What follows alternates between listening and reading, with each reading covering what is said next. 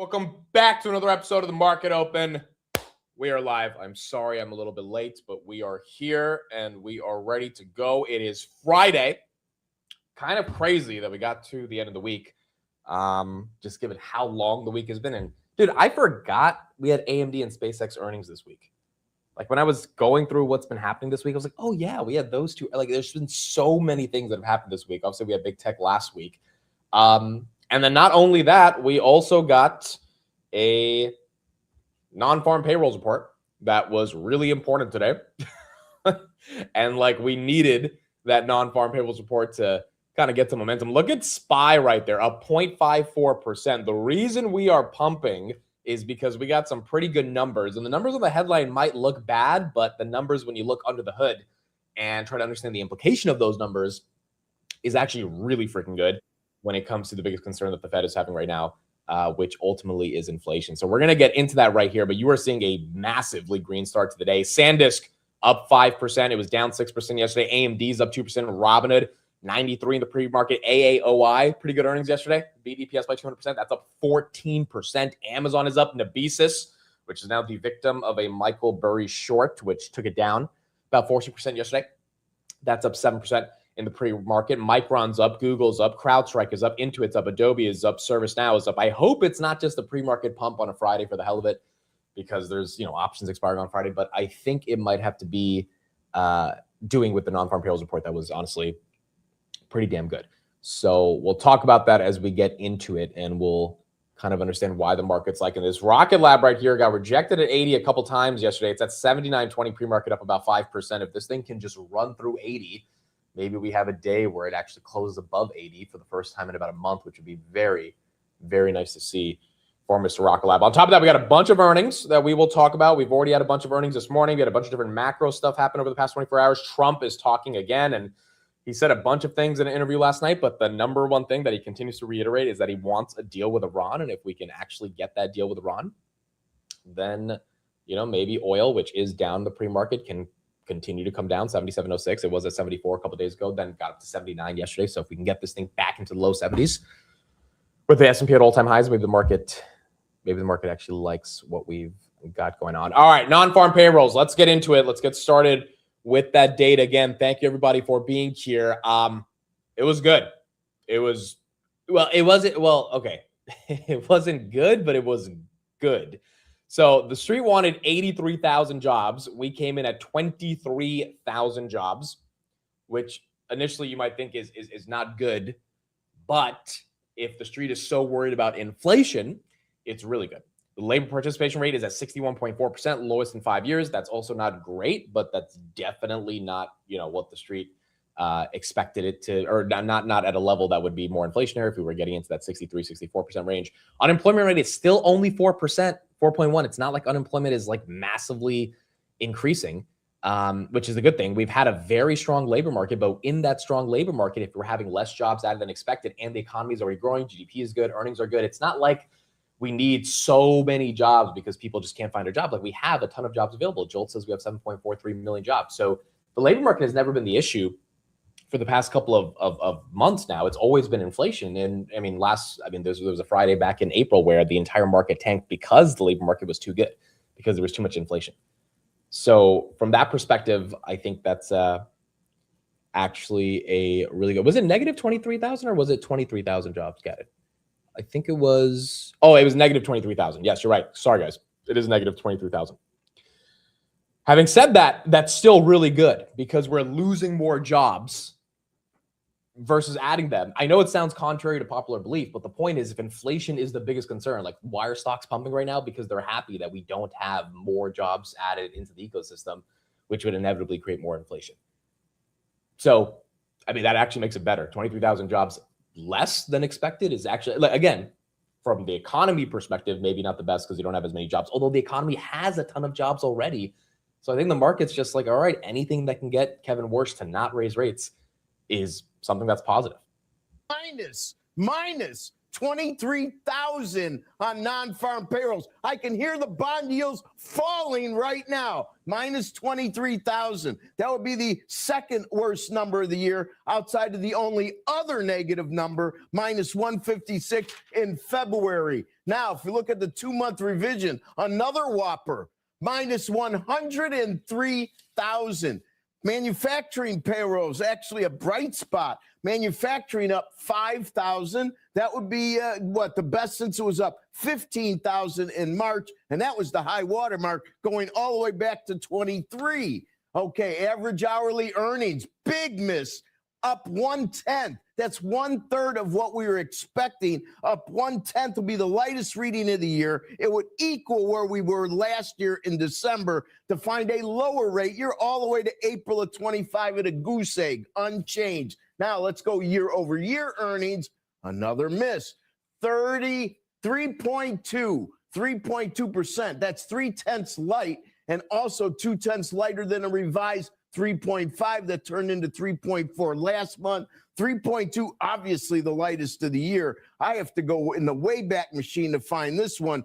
3.2 would take me all the way to May of 21 when it was 2.3. This year's low was 3.4. You have to go way back to find a lower number. Now, hours worked, 34.3. That's the first number that came out as expected. On the unemployment rate, 4.1%, and I'm sure that's because of a labor force shrinkage. 4.1%. That would actually be the lightest of the year once again. That would equal June of last year. To find a lower number, you're in January of 25. Now, let's look at the participation rate, and this is 61.4.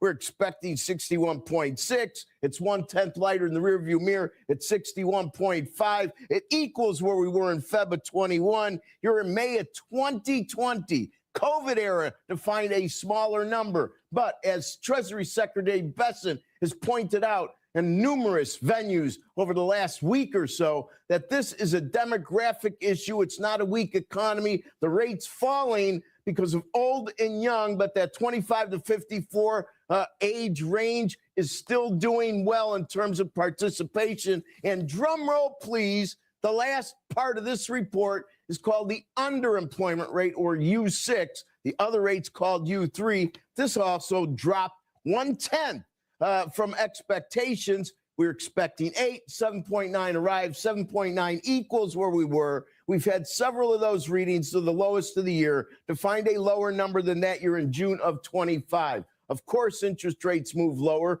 Of course, you're going to see the percentage of a tightening at the September meeting move lower, and the equities don't seem to really mind it. So let's put a perspective here. We're at 417 in a 2-year. Last week, it closed at 429. Yesterday, it closed at 425. Let's look at the 10-year. It's now all the way down to 462. It closed at 474 last week, which, by the way, is the high watermark yield close. And yesterday, it closed at 468. So we see that all yields are going down, but they're going down much faster. And the area of the yield curve that focuses on the Fed, short maturities.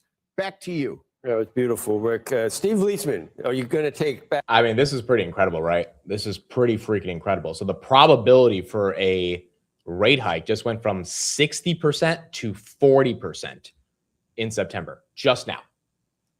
Just now. I mean, that is incredible. Negative 23,000. I thought it was 23,000 added. Negative 23,000 is even better, theoretically, for the market's perception on inflation, because that means we finally have some pressure that's going to stop the overall perception of a rate hike happening in a more significant way. And the thing that's interesting about this is, again, do I think we're going to raise rates in September? No, but we need some level of data to continue, whether that's oil coming down or something, to give the Fed a reason to be like, look, we don't really need to raise rates. And if you have the unemployment market or the labor market start to say, hey, you know, it's a little shaky, which means, like, if the job market is shaky, you don't raise rates because it makes it hard for people to hire people. It makes it hard for people to pay people, meet payroll, all that stuff. If the labor market's struggling a little bit, and negative 23,000 is not necessarily struggling. We also revised June's number down by negative 37,000. Also, 2025, we like revised the numbers down by 1 million jobs in general. So like the aggregate data has shown major revisions in the labor market, but it's not 2022, 2023 type of levels where we're actually scared about the labor market because jobless claims, overall private ADP hiring has been pretty good.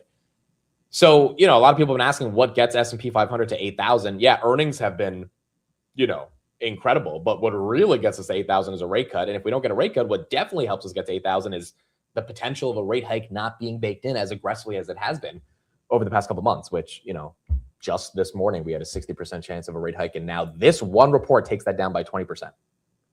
The nuance here is that we can't have really bad labor data because then that would affect the economy. And if that affects the economy, that's going to affect earnings growth. But, you know, 1 or 2 bad reports, which I guess this is not the best report that we're having this morning, that's not going to get the markets to be like, okay, we have to sell off Microsoft because, you know, consumer demand in and of itself is bad and we can't buy stocks if, you know, people don't have jobs. ServiceNow right there, back above 120, that's up 3%. Micron back above 900, that is also up 3%. When's the last time that happened in a meaningful way? Micron and ServiceNow up together in the pre-market. That usually doesn't happen. I think we are getting rid of the whole semi-software long short trade, and we're actually seeing both names participate up and down together. Now, silver and gold don't necessarily love that report as they continue to go higher. Gold's up another 2%. Pre-market silver's up another 5%. I think there might be a deeper corresponding reason for why silver and gold are actually getting that much of a bid, but the labor market might also be part of the reason on this report for why they're pumping.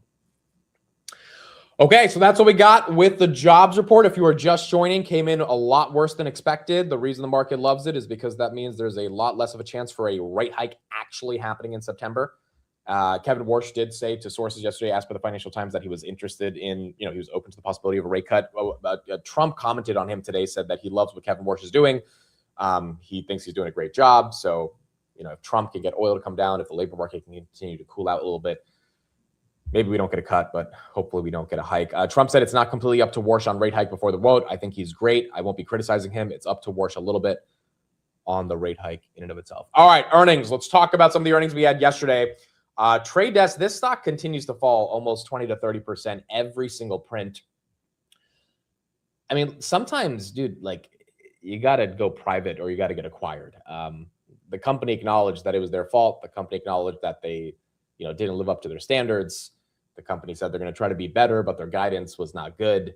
I mean, Trade Desk, I don't know everything about this business, but when you're missing your numbers for 8 quarters in a row, you know, it's one of those things where it's like, all right, something's going on right here. Something is going on right here, whether it's competitors like AppLovin or Zeta coming in and taking their lunch, whether it's, you know, management's inability to execute, whether it's not being able to adapt to an AI world. But the guide, you know, the street wanted 805 million. They came in at 650. Street wanted 340 million of EBITDA. They came in at 160. Like, as a public company, you cannot miss by 50% on guidance. I mean, that's just, it's not going to work. So, yeah, I mean, look, if you're in Trade Desk, you have to be in it for a specific reason, and you have to ask yourself, at what point does management like actually turn this around? I think a lot of people have just given up faith in management. That's why the stock is selling off the way that it's selling off. But this is also kind of expected, given, you know, nothing has really been changing in terms of the internal dynamics of that business. But that stock is down 30% right here. In terms of the earnings that we had yesterday, let me just pull it up and let's go through some of the price action. Then we'll get into some of the earnings that we had in the pre-market. Also, SemiAnalysis came out with a report on the Googs today, which we'll talk about in a second. So yesterday we had Synaptics, that's up 3%. Serve Robotics, that's up 11 or down 11. Innodata, they had great earnings. That's up 15. Marathon, that's up 3. Ouster is now flat. Akamai, great earnings. That was up 8. Texas Roadhouse, flat. Twilio, up 20. The software names like Atlassian and Twilio crushed it.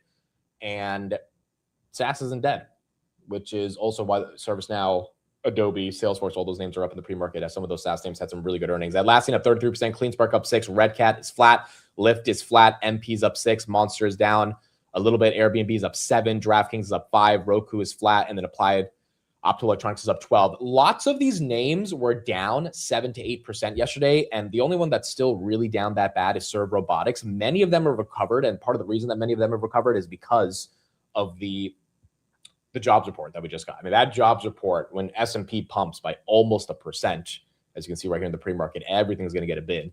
And that's what I think we're seeing right now. Rock Lab up 4%, Robinhood as well, up 3% in the pre-market. You got Palantir right here. That's up 2%, 159. Amazon's up 0.5%. Nabesis, we'll talk about Michael Burry, but that's up 5% as well. So in general, the earnings yesterday were okay.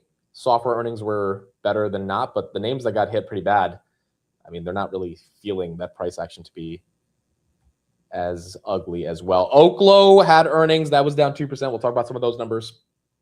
Weren't really the best.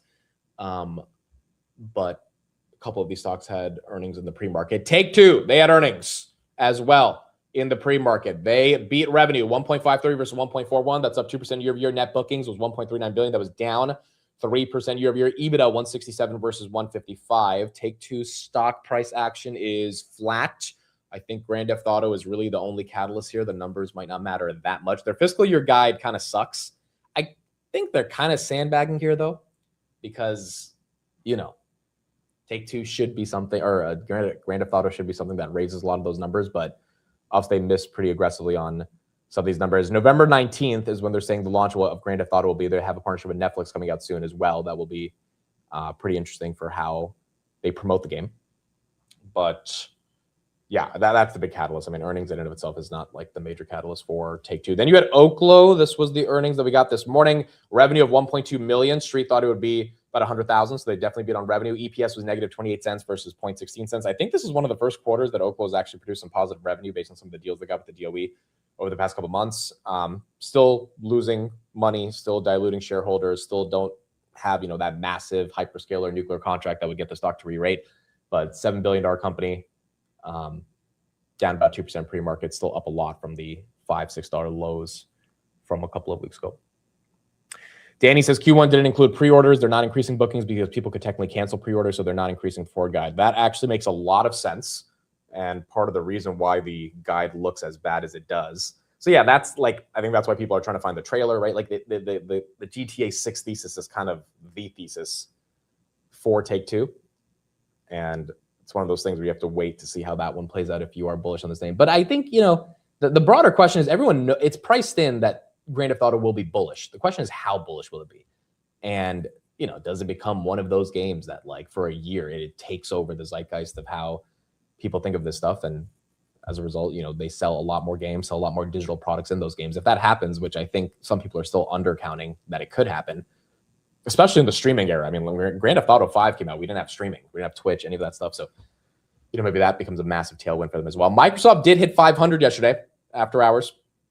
501. Right now it's at 497, but we did finally touch 500 for the first time. T1 Energy right there up 7% since June of 2025 or July of 2025. So it was nice to see that. By the way, this 10-year, loving it. 10 years down, oil's down, everything you need in terms of inflation pressures easing based on this labor market report. Could you imagine if the labor market data was like plus 100,000 jobs versus 80,000 expected? I feel like everything would be down right now pre-market, because the market is so uptight on this idea that inflation is not going away and that we're going to have to hike.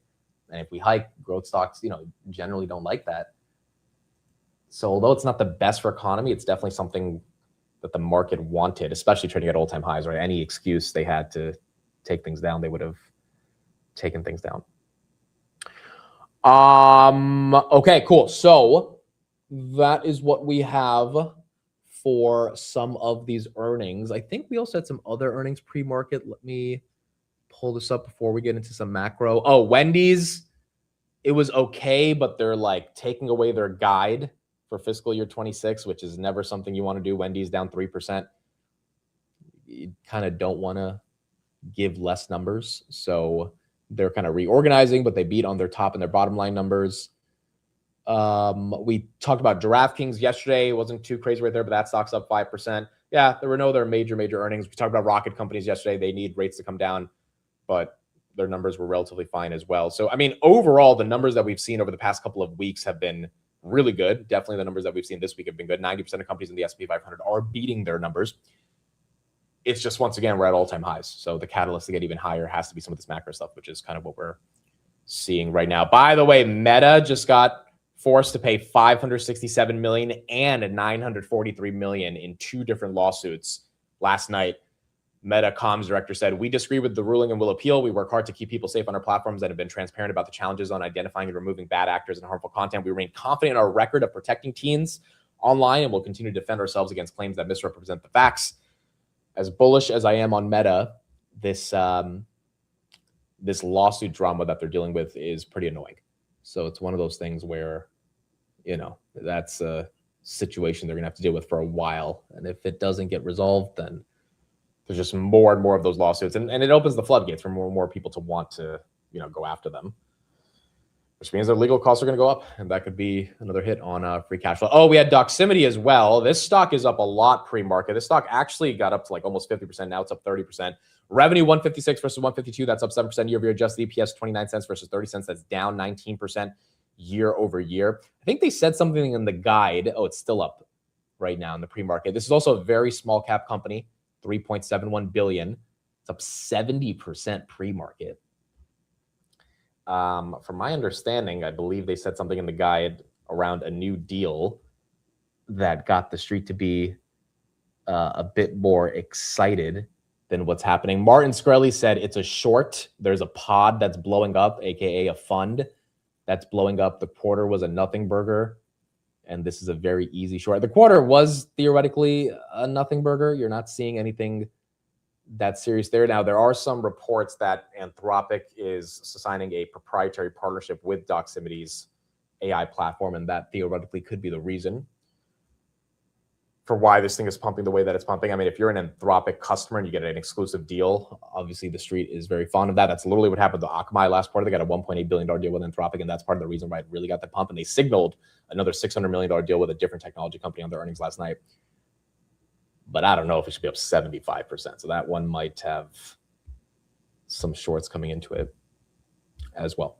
Okay, let's talk about what happened yesterday with Nebius, and then we'll get into some of the macro stuff. Nebius and Oracle. So your boy Burry is short Oracle and Nebius. Again, when you are short and the S&P rallies, it's kind of hard for those individual stocks to be stuck at the level that they're stuck at. But Burry is indeed short. Now, why is he short? Honestly, his argument, I'll just read to you what exactly was his short thesis. Ondas as well, up right here in the pre-market. The fish have gorged themselves on off-balance sheet liabilities, backstops, uncommenced leases, purchase commitments. The fish have gotten very fat, very large, easy to shoot. Also so large that it shan't be long before everyone kneels over for a lack of oxygen. So he's short Nebius at 212, short Oracle at 145, basically. I don't know, dude. Like, look, if the S&P falls 5%, yeah, Nebius and Oracle are probably still going to struggle. And, there's a lot of theoretical analysis that in August, we're going to have some level of a drawdown here. Does it make sense to necessarily short these names long-term? I don't think so, especially going into earnings. But I think the earnings might be the catalyst if they don't have the numbers that are as strong as they need to be in order for Burry to kind of make money in the short. The thing is, he shorted at 211, stocks at 200. Is he really shorting this for a 10% gain, 5% gain? Or is he shorting this for like a 30, 40, 50% drawdown, which would put us back to the levels that we were at during the Leopold blow up? So if that's the case, then I would imagine he wants to see 140, 150 on Nebius, Oracle back down to the 100s. And I don't know if we easily get there. But again, I think a lot of the macro has to take a hit for us to get there. Having said that, every pre-market that we pump, market open dumps. Every pre-market we dump, market open pumps. And then throughout the day, it's just a battle between the bulls and the bears that ends up resulting in something flat to something slightly down, which is basically what we saw with Nebius yesterday, SanDisk yesterday, Rocket Lab yesterday, a lot of the high beta names. And so today's a Friday. Maybe market makers let the Friday end up running, even with options expiring, or Nebius losing 200 right there in the pre-market, 199 again, or this thing continues to go down. And I think time will tell. But, nonetheless, he made headlines yesterday because Burry, that was the first time he ever mentioned Nebius. And I don't even think he fully understands the business, but, it's a neocloud. He doesn't believe in the neocloud. But the interesting thing about this is, why didn't he short CoreWeave? Right? Like, why was Nebius so attracted to him versus CoreWeave? I mean, they're both the most important neoclouds that are out there. And so one could argue maybe he thinks that the multiple on Nebius has become too egregious compared to the multiple on CoreWeave, even though I'm pretty sure he doesn't like CoreWeave. But, yeah, it seems like he's continuing to double down on this idea of being short a lot of these different AI names. All right, Trump from last night. Here's an interview he did, and here's some of the clips that he said as well. The next 10 years, a big political issue. So the way you look at AI, whoever wins AI just wins. It's that big. It's bigger than the internet by many times. It's going to be bigger than anybody ever thought possible. Not even imaginable how big. I saw Texas the other day sort of is against data centers. I think it's a mistake. And I'm not taking positions, or I'm just think it's a mistake. The next. So Trump says we should not be banning data centers. Then this is what he said about the golden age of America. So, and it's because of me. Biden was against all this. I don't think Biden had any idea what it was. But our country right now is doing better than it's ever done. You know, when I see polls on the economy, I should have 150%, not 100%, Well, yeah. because we have the greatest. This is the golden age of America. What's being built now in this country has never, ever been built. And we are literally in the golden age of America. And so. And then this is what he said about Iran. Guys like that get in, they'll destroy this country. You said yesterday, you just talked about Nevada. You said yesterday gas prices, correct me if I'm wrong, they might go up again a little bit. You said. No, that's only if I have to do another hit. Okay, so I mean. They'll only go down, or if we make a deal, they want to make a deal. They want to make a deal. Look, it's obvious. They don't want to be hit. Okay, they want to make a deal. So we'll see. Because you're seeing guys like that. And then last clip, this is what he was saying about data centers in China. Data centers going. So if I were a governor, I would want data centers so badly, I'll cut taxes. I mean, taxes are going to go way down because this is a tremendous source of income. two more quick questions. And we can't let China beat us at this. You know, a lot of people think that the campaign that's being put on is being paid for by China. A lot of people And do. we have President Xi coming here in a couple of weeks, and we're going to have a great time, but I'm going to talk to him about it. But I don't blame him. You know, we do things and they do things. But a lot of people think that because they are losing to us in AI, One of data centers going. So if I were a governor. So, I mean, all of those clips, once again, it signals the same thing that at least I've been saying for the past couple of days, and I hope to be right on this, which is that Trump wants to get a deal done. I mean, there is no violent rhetoric. There's no, we got to go through a little excursion and we got to deal with higher oil prices. He's like, no, the only reason we would have to deal with higher oil prices is if I strike them again. But I don't want to.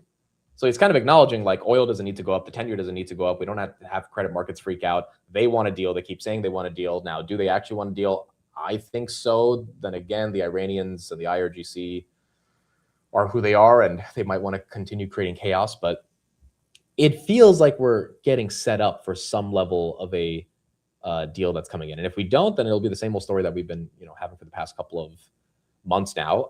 Bloomberg came out today and they said U.S. stocks are on track for their strongest week in months, fueled by a rebound in AI stocks, strong earnings, and hopes for a Strait of Hormuz deal. The S&P 500 is up 3% this week. The Dow's up 3% this week. The Nasdaq is outperforming with a 4% gain, and basically making the argument that if the Strait of Hormuz deal actually comes through, this will only be the catalyst to get momentum to continue going a bit higher.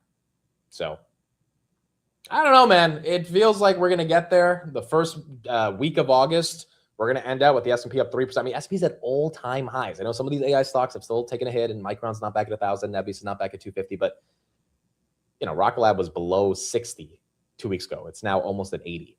Palantir was at 120. It's at 160. Like, a lot of these names have made a move, and they've been in a lot of diverse sectors. The hyperscalers, obviously, Amazon, Microsoft, Google have come back pretty decisively, which has also been pretty strong. And it's been nice to see that. SpaceX right here, it's been handling the employee unlock pretty nicely. So you had $100 billion worth of shares get unlocked yesterday. The entire space sector kind of pumped. SpaceX got a little bit of a move yesterday, then it fell, then it came back in the after hours. So overall, it's absorbing a lot of that liquidity, and stock basically is at 115, which is relatively changed from where it was right before earnings after they had the earnings a few days ago. AMD, are we back above 500? AMD 499.84. That one is also flat. Now, Google is up a little bit right here in the pre-market, but it fell yesterday. Semi-Analysis came with a report, and here's what they said. They said, we believe DeepMind is no longer a frontier lab. We believe the leadership changes show that executives were not excited for Gemini 4 Pro. Gemini 3 was the peak for Google. 3.6 Flash is worse than Muse and Grok, and we don't see Gemini 4 reversing this. Now, they went on to say that GCP is a phenomenal business and the cloud is something that Google is more focused on than Gemini itself. But the conclusion of the entire article was that Google doesn't really care meaningfully about winning in the actual layer of applications when it comes to putting the models into the enterprise. They care more about being the backend infrastructure via the cloud. And I think if you look at the numbers on GCP, that probably makes sense. 82% year-over-year growth. It's not easy to get that, and they've obviously probably worked very hard to get there. But when you look at the adoption of Gemini 3.6, Gemini 3 flat, like it's, compared to Anthropic, compared to some of these other open source models, compared to MetaMuse, Spark, Grok 4.5, GPT, it's obviously not really been exciting. And it's, it's not something that Google talked about. And their sort of core main analysis for this is that the token processing via Gemini's API declined by 38% Q over Q from Q1 to Q2, basically indicating to them that, the tokens aren't being processed anymore through Gemini in a meaningful way in the enterprise. Having said that, it's not bearish Google, because GCP is what the street cares about. I don't even think the street cares that much about Gemini in and of itself, especially when, any model can ultimately run through Google's cloud computing, which is, where they're getting 36% operating margins from. But it does highlight that leadership change, and the reason the street took it so seriously is because there were already reports that, employees at the company don't feel they're competing with Anthropic and OpenAI meaningfully in the enterprise outside of the cloud. And this kind of confirms that, their ability to be that frontier lab that's in all the benchmarks and competing very decisively might not be the case. Now, maybe Google changed that with Gemini 4, and it's just amazing. Gemini 2.5 for a while, a year ago, was like the biggest thing in the enterprise, but then you had Claude Opus, you had GPT Codex, you had all these different things come out that kind of took away the shine from the Googs. So Google stock right there is flat, but you can understand why it's down this week based on the leadership changes in the street, kind of thinking that things have changed in their approach for the enterprise. Okay, there you go. Oklo right there up 2%, Take-Two up 1.4%, SpaceX, that's up 0.5%, then Amazon, that's up 1% as well. Now, the next thing I'm going to show you guys, we got 10 minutes until the market opens. The next thing I'm going to show you guys is something that you will not be able to unsee. So I'm just warning you right now. It is 2 minutes of your life you will never be able to get back. I'm warning you right now. If you want to spend the next 2 minutes doing something productive, you can leave for the next 2 minutes and 11 seconds. But these are 2 minutes you will never get again, ever. I think it's important to show it to people, because if I had to experience this shit, you have to experience it as well. And let's just say I never want to buy Bitcoin ever in my life after having watched Michael Saylor's 2-minute recap of MicroStrategy's earnings. Once again, you will never get these 2 minutes and 11 seconds of your life again. So if you want to leave for the next 2 minutes, please do. But just know you might think of crypto a little differently after you see this video. Okay. Michael Saylor posted this. Not a fan. Michael Saylor's Q2 earnings call summary. Here we go. Good evening, shareholders. The market is pricing fear. I'm pricing Bitcoin.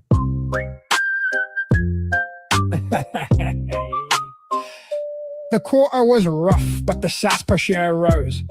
They saw us selling. Everybody froze. 32 coins just to test the machine. 0.004%, barely seen. Then we bought 48 times more than we sold, but bears read one headline and hit caps lock bold. Own the most capital, issue the strongest credit, create the best equity, rinse and repeat it. Bitcoin is the winner. The credit turbine spins. They say the quarter's over. I say the century begins. Own the most capital, increase the sats per share. You saw us sell some Bitcoin? We bought 48 times more this year.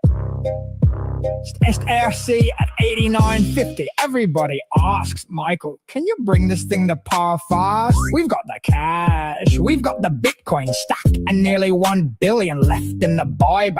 Not too slowly, not too quick.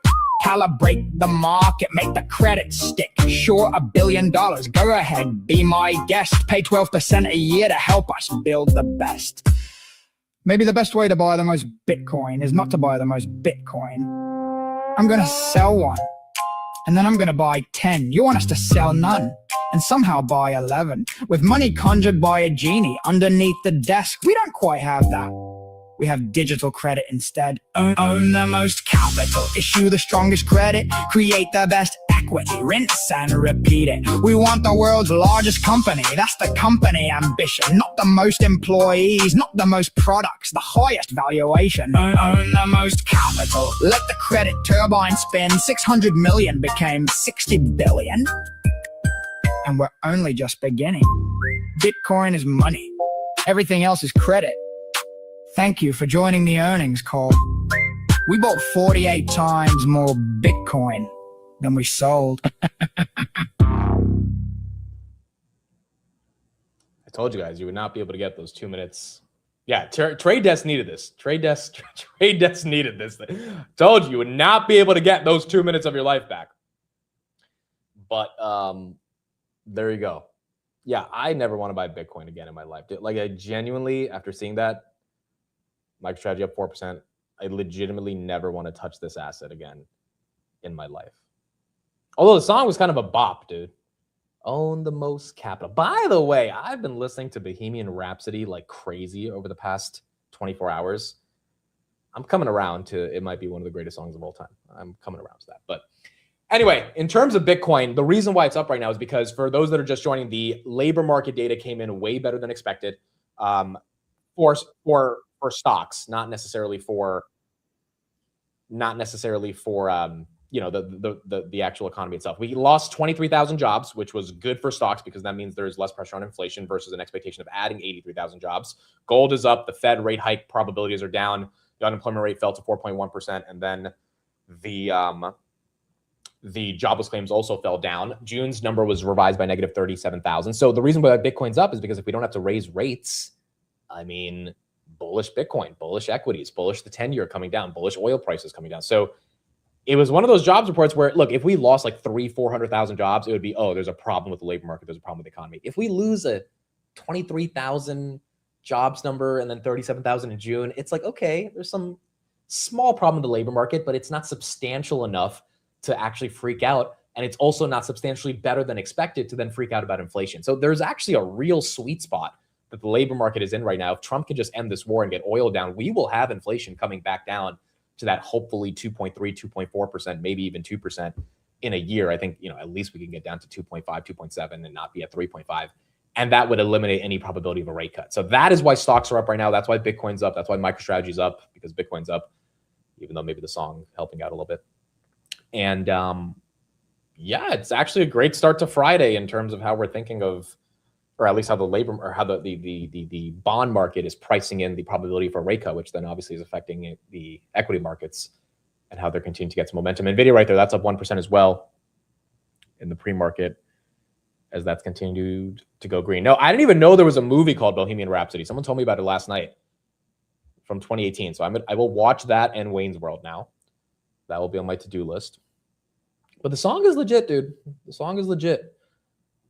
I still don't know what man he killed or what he's talking about, but the song is legit. And I think the mystery of the lyrics itself is what makes the song exciting as well. Akamai, that's up 5%. Oracle, that's up 1.3. Nebius up 5.8. I think today's going to be a big day to see if Nebius can hold up in the midst of this new high-profile short that that we've got with Michael Burry. Take Two's up 0.5%. Palantir's up 1.76. S&P 500, that's up 0.345. The link to that video is just on Michael Saylor's Twitter. Just go to his Twitter, and that's where you'll see that video. And then you'll be able to watch it there.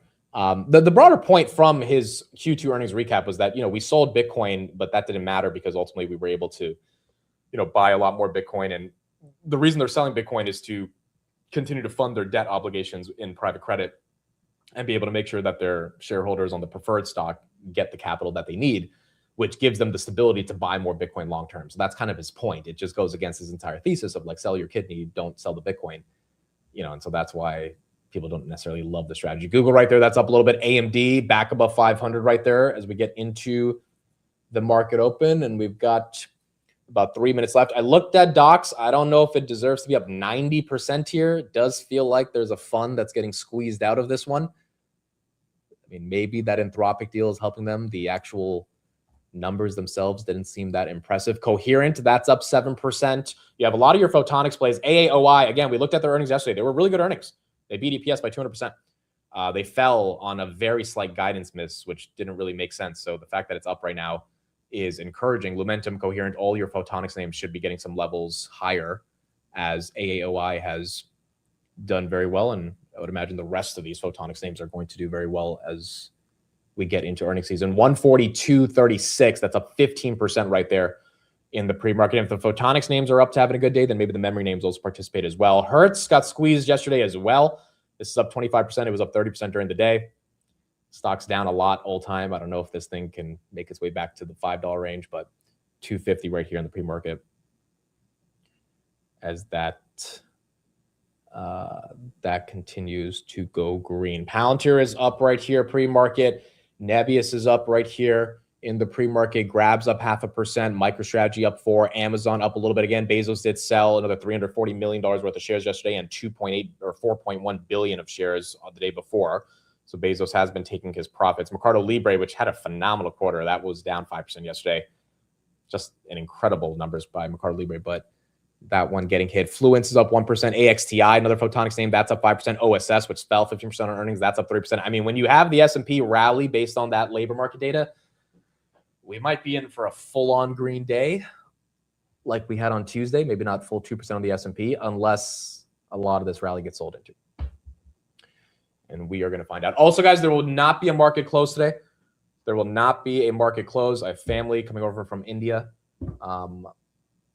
early tomorrow morning, so I'm going to have to leave early today. So we will not have a market close, but we'll be back, as always, on Monday. And obviously, we're having the market open right now. So we'll be taking care of some family stuff later today, and I will be back on Monday. All right, here we go. Let's see what we've got. It is Friday, August 7th. It's a long week, a lot of earnings. But we are back 9:30 a.m. The stock market is now open.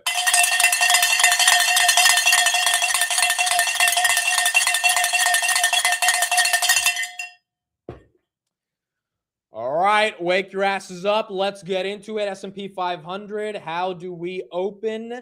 It is green.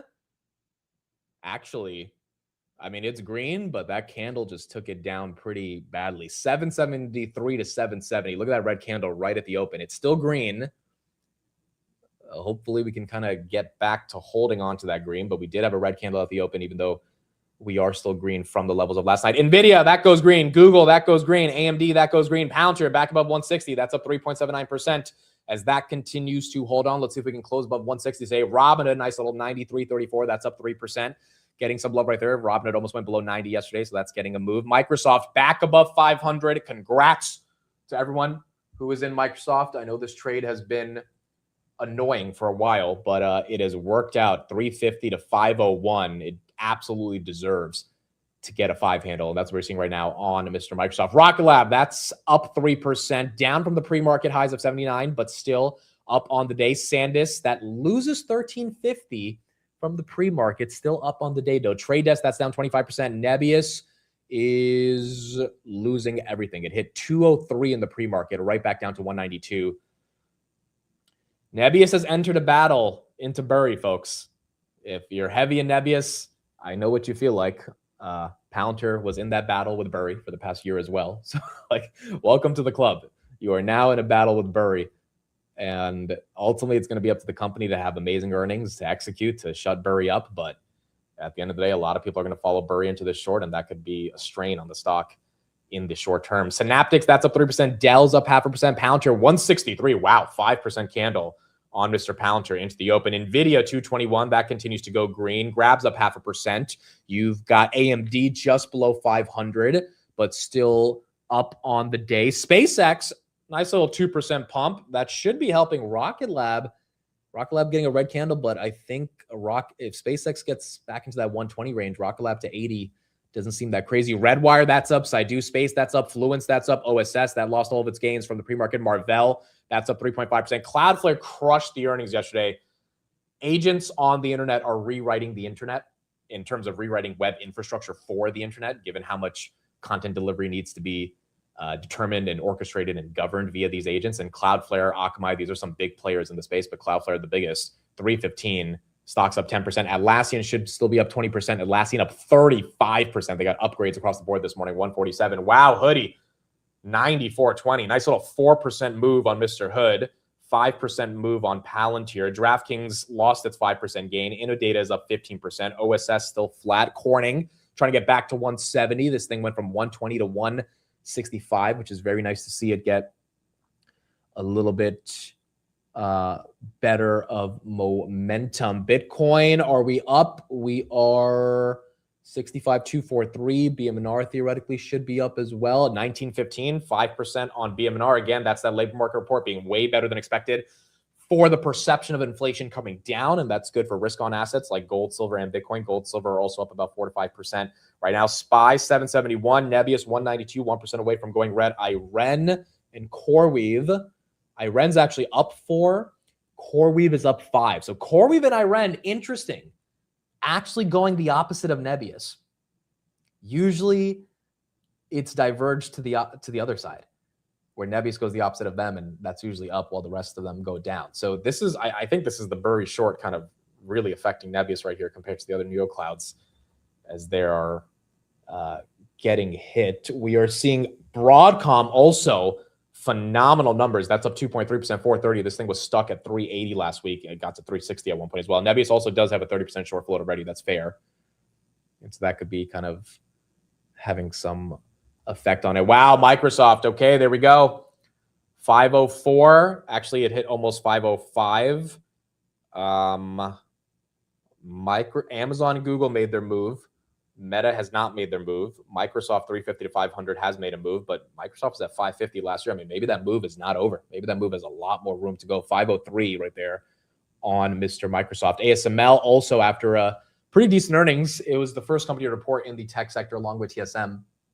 Was not able to get the benefit of the doubt here, but that one also getting a lot of love. Palantir 164, that one continuing to hold on. Meta is 592. All your software names, I think, should be loving this, particularly because you had such amazing reports by Atlassian. Rubrik, that's up 6%. ServiceNow's got to be above 120. ServiceNow, wow, ServiceNow 124. Yeah, it's a SaaS day. It's a very heavy SaaS day. The software names, well, first semis are also pretty green. The only semis that are down, wow, Micron just flipped red. Nebius just flipped red. Okay, Micron and Nebius and Dell are red. Every other semi name, like the main ones, are up. ARM, Qualcomm, Broadcom, ASML, SMCI. In terms of SaaS, we're green across the board. Nothing's red. Snowflake's up. Datadog's up. Palantir's up. Atlassian's up. ServiceNow, CrowdStrike, Intuit, Twilio, GitLab, Adobe, Salesforce. Atlassian 37%. This thing also pumped 30% last time on earnings. It's still down pretty badly for the year, or pretty badly over the last 5 years, but SaaS summer, Atlassian year to date is still down 3% after a 30% move. AMD just flipped red. Interesting. Okay, so some high-profile semis starting to flip red. AMD, Micron, and Nebius. What about SanDisk? Very close to going red. Your photonics names are up, though. Interesting. Your coherents are up 10. Lumentum's up 7. AAOI, it should be up 15. Well, it's up 9. It lost the 15% move in the pre-market, but still up a lot.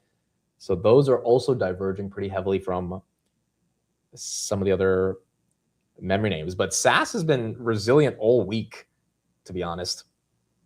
It has not given up much of the pump. And obviously Microsoft, Palantir, those companies helped with really, really strong earnings. Robinhood 93.50, Atlassian 147 up 34, Cloudflare, another SaaS company that's up 12.4%.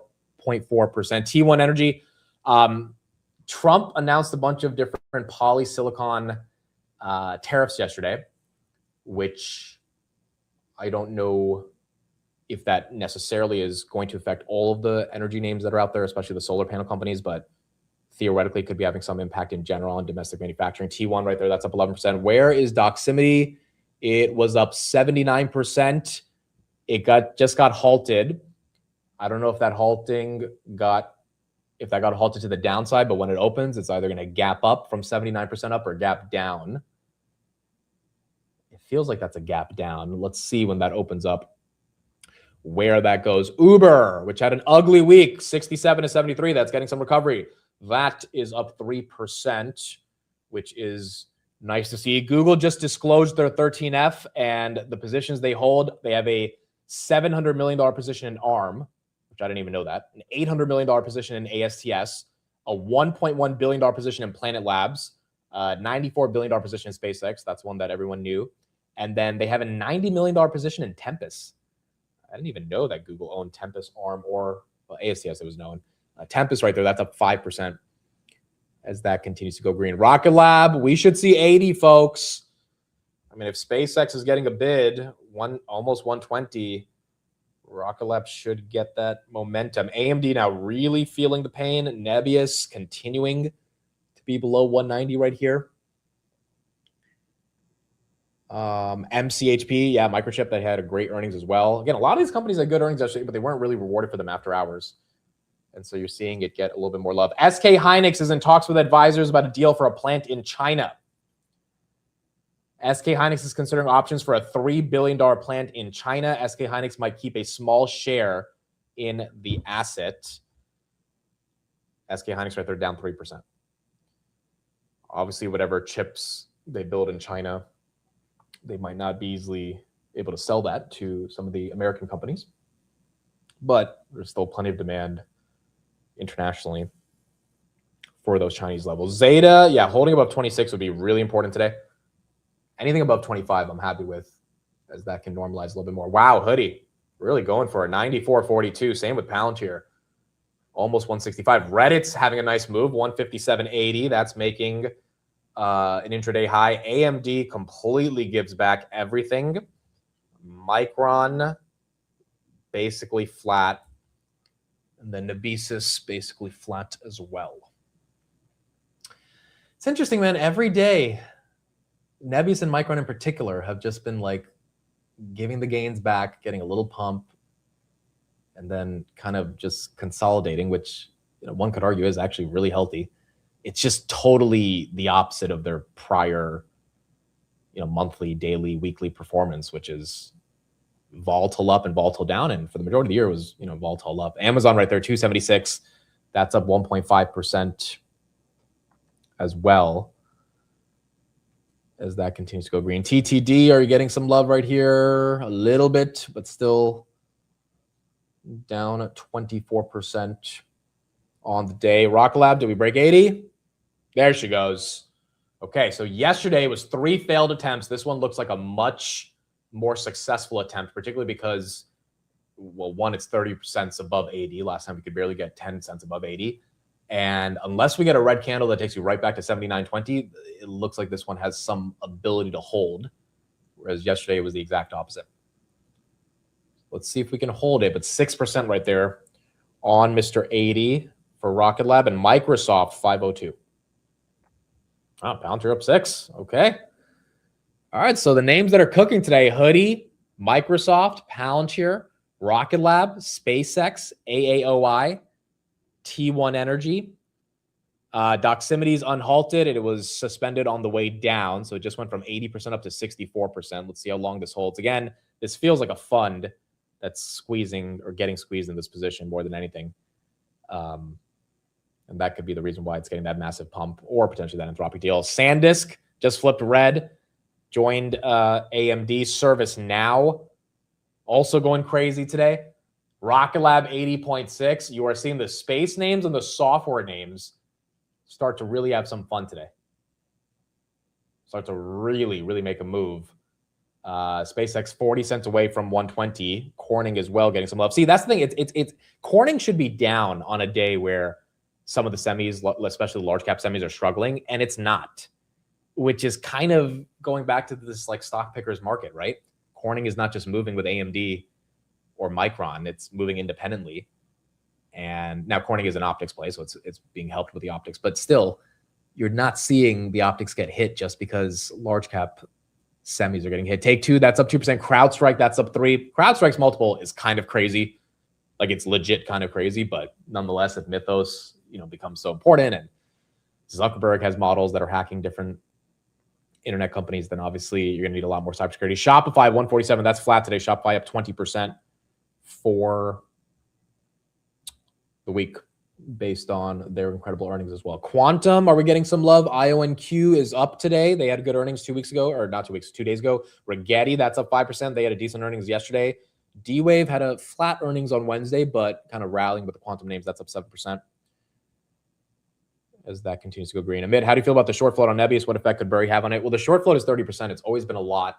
Rocket Lab, 81. There she goes.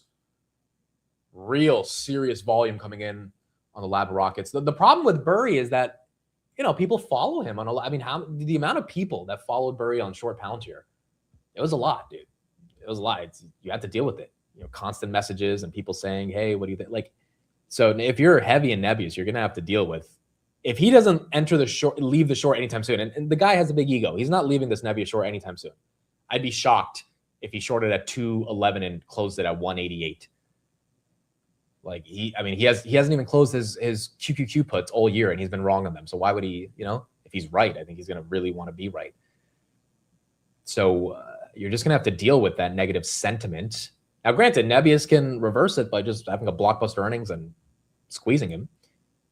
But obviously that's contingent on the company massively executing. Palantir had to have 3 phenomenal quarters in a row to get Burry to shut up. And now he doesn't talk about Palantir. He has never talks about Palantir, tweets about them. And he was he was tweeting about carbs, jet expenses. He doesn't do it anymore because there's nothing to say, right? So Nebius is going to need some of that execution. And Nebius has had pretty damn good execution. But now that they've entered into the arena with a short, that execution is going to matter even more. Adobe, that's up 1% into it. That is also up 1% as well. The jobs report did come out this morning. It was a very good jobs report for the bulls because the labor market is weakening slightly, which in this all-time high of a stock market that we have, you cannot have the labor market gaining a lot of momentum because it just means that inflation has a better chance of rallying. Look, at this point of the rally, we just need inflation to come down because earnings are great. Labor market's great. You just need inflation to come down. And if you have massive, massive job growth, which we don't need because we already have pretty decent growth of jobs, then that gets inflation down and that gets the market to price out rate hikes, which is very, very important. Zeta 2626, that continues to go green as it's getting a bit more momentum. Unemployment rate is also hella low. Yeah, unemployment rate is 4.1. So we did not need to add 500,000 jobs for the market to be like, oh, everything's great. Losing 23,000 and still having an unemployment rate at record lows. I think the lowest we had was 3.5 2 years ago. We're at 4.1. It's just not something to stress about. So if Trump can just get this war to be over with, you've got a really decent labor market with phenomenal earnings across the board. Regardless of what the stock prices are doing, the earnings are amazing. And, many of those stock prices have started to reflect that. That's it. It's oil. It's inflation coming out. That's the last missing piece for this bull market to continue sustaining itself. Robin at 93.80, SpaceX almost up to 120. AAOI still up 12. That is making a move right there. Again, we talked about the SK Hynix China report that just came out. Morgan Stanley also said DRAM long-term agreements continue to lock in supply as AI demand remains strong. Essentially, they're bullish on memory. Long-term agreements coverage are reportedly targeting more agreements covering 90% of their demand. Morgan Stanley said its latest checks now show no meaningful change in the overall supply-demand conditions, which means we continue to be supply constrained, which is obviously very important for a lot of the AI trade. Nebius really taking a hit here now, 3% down as that goes red. Micron basically flat. Uber is ripping right here. Netflix is also getting a little bit of love. Uber and Netflix, both kind of at the same price as well. Reddit 158. Yeah, Reddit gave us 135 last week. So 158 right here is very nice. Wow, Rocket Lab loses it. Goodness, man. Held on to 80 for 2 minutes and then just lost it. This is the tough part about trading some of these sites. You're not sure if you went long at 80. Now you better hope this thing reverses. 79.49 right there. Where's SpaceX? Yeah, SpaceX red candles. But I'm telling you guys, I think Rocket Lab trades with SpaceX. I really do. I've been looking at these charts pretty closely for the past couple of weeks. They trade with each other. I mean, yesterday, literally when SpaceX topped at 115, Rocket Lab topped at 79.50, and then it was just downhill from there. So it's one of those things where they're stuck in that same algo. ASTS, that's up 2%, but getting a red candle right there as well. Palantir 164.40. I think the software names still hold some of their momentum. Silver and gold, I think there's a bigger reason for why they're going up. I mean, you can maybe attribute it to some of the labor market stuff today, but silver has not had a run like this in a while. Like silver for the week, if I'm not wrong, yeah, it's up 14%, dude. When's the last week in the past few months we've had a 15% move on silver?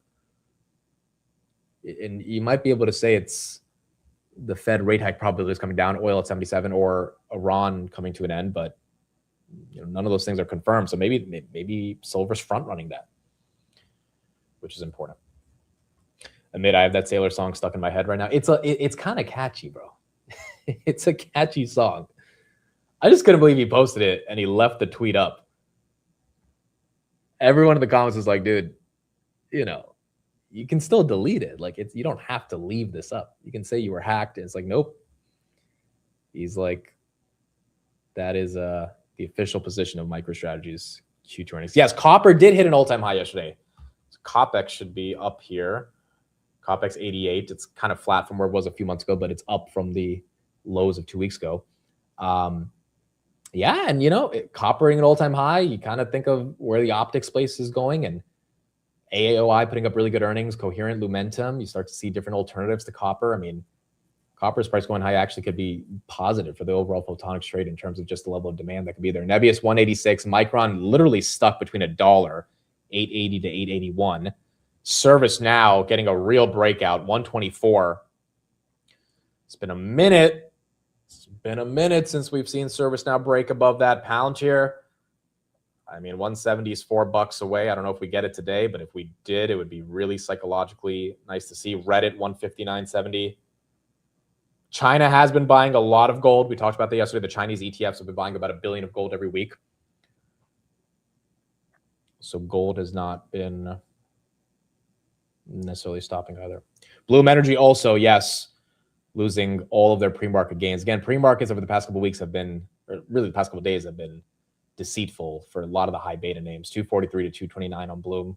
But again, Bloom was at 160 2 weeks ago. So I feel like we all still have to be grateful that these names are up substantially from the Leopold lows. But something changed after Leopold, dude. And what changed is that these names are not the types of names that they were, where the dip would be bought immediately and everyone would just pile it. Now they're acting like regular stocks that have to consolidate and react negatively to headlines. And, that entire liquidation kind of changed sentiment around many of those stocks. NVIDIA 222. Tesla actually getting some love today for the first time in a while. 328 as Old Mag 7 are seeing a green day besides Google and Apple. Apple's flat, Google down about 0.59. Might be a lot of other funds and retail de-risking the leverage they learned from Leopold. Yeah, I mean, that was one of the questions of last week, right? Will people actually deleverage? If you went long Palantir before earnings on leverage and Palantir crushed earnings, will you actually delever and take your profits and give back the money that you owe to brokers? Or will you double down on your leverage because now you have a higher credit line because, your stocks are up 30%. So your collateralized shares go up even higher and you get more access to leverage. Will people learn from that situation or will people double down? And I don't know necessarily what the answer is, but it does feel like there's a little bit more responsibility going on right here. And people are getting out of leverage and taking their profits, which is, the healthy thing to do when navigating these markets. ARM right there, 291. That's up 1.5. Lam Research, that's up 2.3. Tom Lee came out with his prediction yesterday. He continues to believe that we are going to have, Uber's up 5, a 10% drawdown, but he thinks we're going to need to have 8,000 first on the S&P to get there. So originally his thesis was 7,300, and then we'll have a 10% drawdown. Now his thesis is 8,000, and then we'll get a 10% drawdown. 8,000 by the end of August. So it's not that far away. 8,000 is about 3%. I mean, that is a lot, but if the market moves like this, it could easily get there. If we get to 8,000, then we get a 10% drawdown. I think that's going to be a bit aggressive. And I don't exactly think that is how it would play out.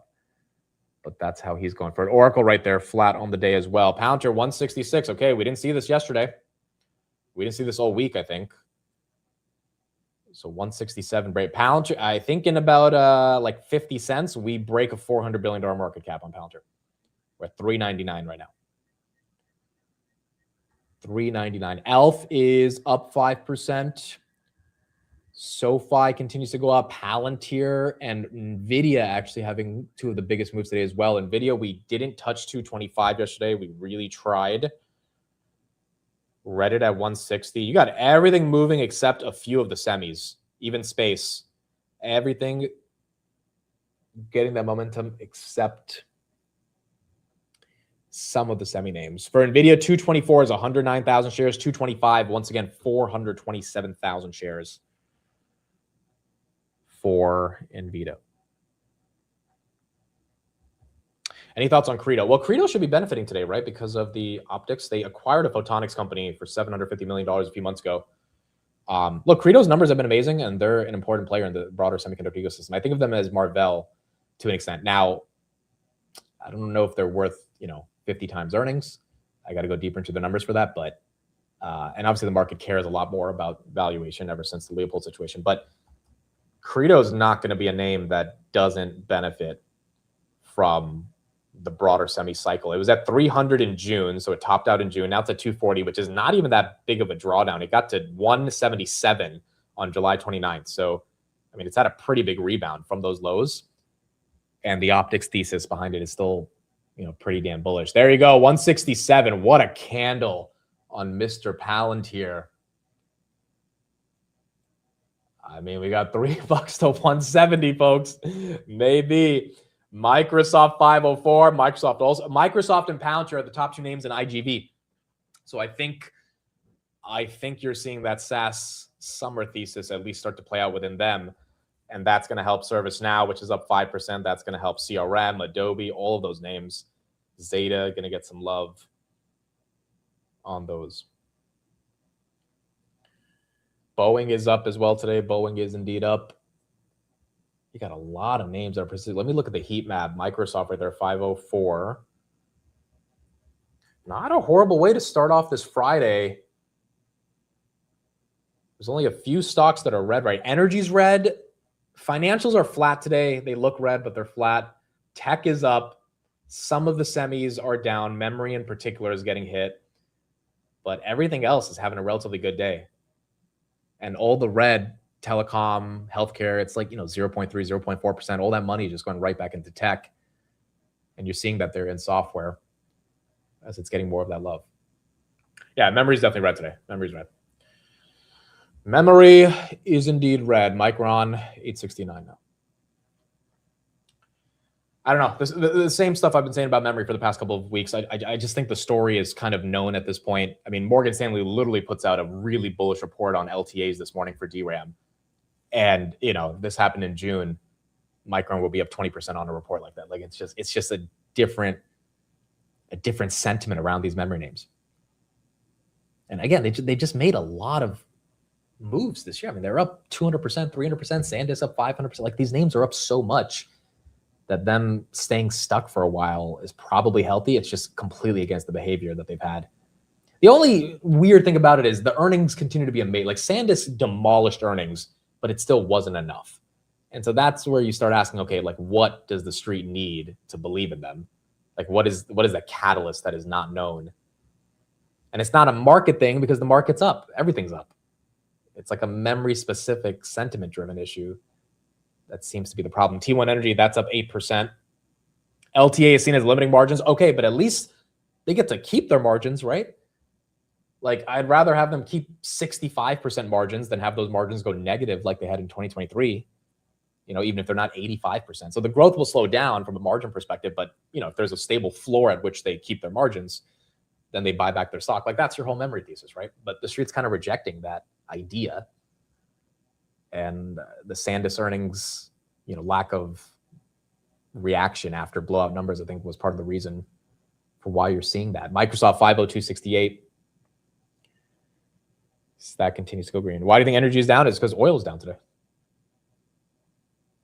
A lot of those energy names like Bloom, T1, all those like bottleneck AI energy names, those are different from your, energy names that are correlated with natural gas and oil, but they still have somewhat of a derivative impact. If oil were to go down to 65, like you're going to see some hiccup in many of those names. That's why, a lot of the energy stocks are down right now. 1850 on SoFi. Innodata, are we red? Whoa. Did that just happen right now? 4%? No, that happened over the past 30 minutes. Yeah, that opened red. That was up 20% yesterday. That just completely went the opposite. So that one losing its momentum. They had good earnings. They beat by 90% on EPS.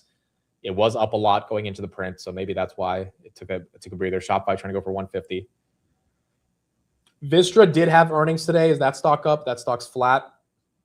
From my understanding, it was a relatively light beat. There wasn't anything super exciting there. VST. Yeah, revenue they missed. Net income they missed. Adjusted EBITDA they beat. Operating income they missed pretty badly on operating income. They missed by 500 million on yeah. I mean, now granted, this stock I think was a big winner this year, right? Going in, no, flat 16%. Or the past year down. All right, so the past 5 years, this is up 640%. So obviously it's done very well. But year to date, it's basically been down 15%. Yeah, so that's why Vistra down about 2.3, missed on their revenue, EPS, and guidance metrics. Palantir. Okay, let me check 170 resistance. She looks like she wants to go there. 400 billion, folks. It has been a year, but we are back to being a $400 billion company, 404 billion market cap. 170 is wow, this is ironic. That's crazy. Look at that. You guys see this? 170 has 170,000 shares of resistance. Now it's 169. That's crazy. That's poetic, dude. All right, if we break through 170, that would be fun to see. SanDisk now down 3.5%. That one just took an ugly candle down. It was only down 1. Let's see if we lose 1,200 right there again after those earnings. Micron down 2. Where's Nebius? Nebius down 2 as well. Nebius down 2 as well. How about CoreWeave? That's up 2. What do you think it takes to change sentiment on memory? I'd love to hear other people's perspectives on this, but again, if you listen to the SanDisk call, which if you're in memory, you have to be listening to these earnings calls. Every single question sounded the same to me from the analysts. When will the cycle pop? And again, SanDisk, they didn't know what to say. They were just like, we don't know, but we're growing like crazy, and we have a lot of free cash flow. Down to 169 right there. And so I think the only way the sentiment changes is if Jensen or something happens in the ecosystem that proves the cycle is not going to be a boom and bust. And again, these stocks are up so much year to date, so much over the past couple of years, that now the market's thinking, okay, they've boomed, where's the bust? And as long as the market can feel the bust is a long time away, we can keep buying these names. But I think, and it doesn't help when there's an information report that comes out yesterday that says NVIDIA is thinking of using less HBM for their Vera Rubins. Now, I know that report is old. I know that report was from a few weeks ago, but the problem is when it gets republished and it starts permeating and people start thinking, oh, does NVIDIA not need that much memory? Not because NVIDIA doesn't want memory, but because there's such a memory shortage and they're trying to maintain their pricing power that they have to reduce some of the specs that they were using historically. You get that stuff out there into the ether and it just starts to make people feel a little differently on the nature of the cyclicality on it. But I think that could change sentiment. And it's weird that they're not running today because you got the most bullish labor market you could ever get in terms of the correlation to inflation, and the S&P, everything should be up right now because rate hike probabilities went from 60% at 829 to 40% at 830 when the jobs numbers came out. That should be a catalyst for everything to get a move. And so, it feels a bit more memory specific, not market specific. So if the market rallies, I don't know if that, changes that sentiment as easily. Reddit right there, that's up 6%. Uber's up 5%. Netflix is up 0.5%. Zeta's up 2.4%. Palantir's getting rejected at 169. She's trying, but she's getting hit right there. TTD also still down. People don't like buying high and seeing the stock drop. That's also a big issue, right? A lot of these memory names that blow off top with a lot of the semi names in general, right? And so having to DCA on those is not easy if you think the story has changed. Tesla right there at 320. I mean, why has Tesla not got back to 400? I mean, a lot of people were buying in the 400s and seeing it drop this much, it's tough. And, Tesla's earnings are nowhere near as good as Micron's or SanDisk. So it's just a bit tougher when a lot of other names are running. And the other thing about, memory and neoclouds in general is if there were Taurus that were in the sector, they were just there because it was the hot trade of the moment and they're gone. And if the hot trade is now ServiceNow, I mean, if all you care about is your money, you're not emotionally attached to the thesis, then like people might say, okay, semis were good for a bit. Now we're going to software. And so you might have some of the retail investors just like not caring about staying in those names. Cloudflare up 14% as that continues to make a move. Airbnb, yes, had a massive earnings yesterday, 15%. This stock has been stuck for so long.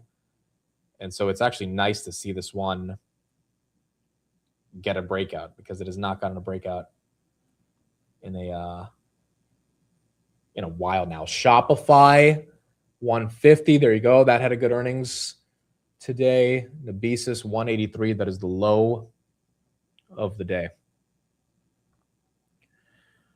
That is the low of the day. Elon did tweet a lot about Terafab, which is also really bullish for memory because he keeps saying how much, infrastructure he needs within chips, memory, and all the other components to build that Terafab. But, that's also going to take a long time to be able to fully build out. Coherence up 11, Rubrik up 7. Airbnb was up because of FIFA. Well, they didn't mention that FIFA helped them when it came to tourism. And obviously that tailwind is not going to happen every year. But in general, Airbnb has been a stock. I mean, their free cash flow is incredible. It's kind of like Uber. Free cash flow is amazing, but narrative on the stock has been pretty bad. I mean, all time, they went public in 2020, stock's up 26%. Like it really hasn't given you massive returns since then. Year to date, it's up 32. I think this is the best year they've had since they've gone public. And you're starting to see that get a lot more excitement. Bloom down 4% as that takes a hit. Okay, so your semi names, the high beta semi names, taking a breather. TSM also going down. NVIDIA's holding. AMD, TSM are down. How about Broadcom? Are you holding with NVIDIA? Broadcom is going down. If NVIDIA loses a couple bucks, it'll officially be red. Hoodie still holding 3. SK Hynix down 5. Wow, really? DA Davidson lowered their Nebius price target? Dude, these sell side, these guys are grimy, bro. What changed on Nebius for them to lower their price target? 250 to 175? That's a pretty big re-rating. They didn't even have earnings. What happened? I'm genuinely curious what happened. Like there was no earnings on, nothing changed.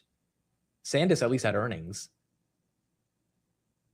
DA Davidson lowers Nebius price target. Citi lowered their Micron target from 1,400 to 1,150.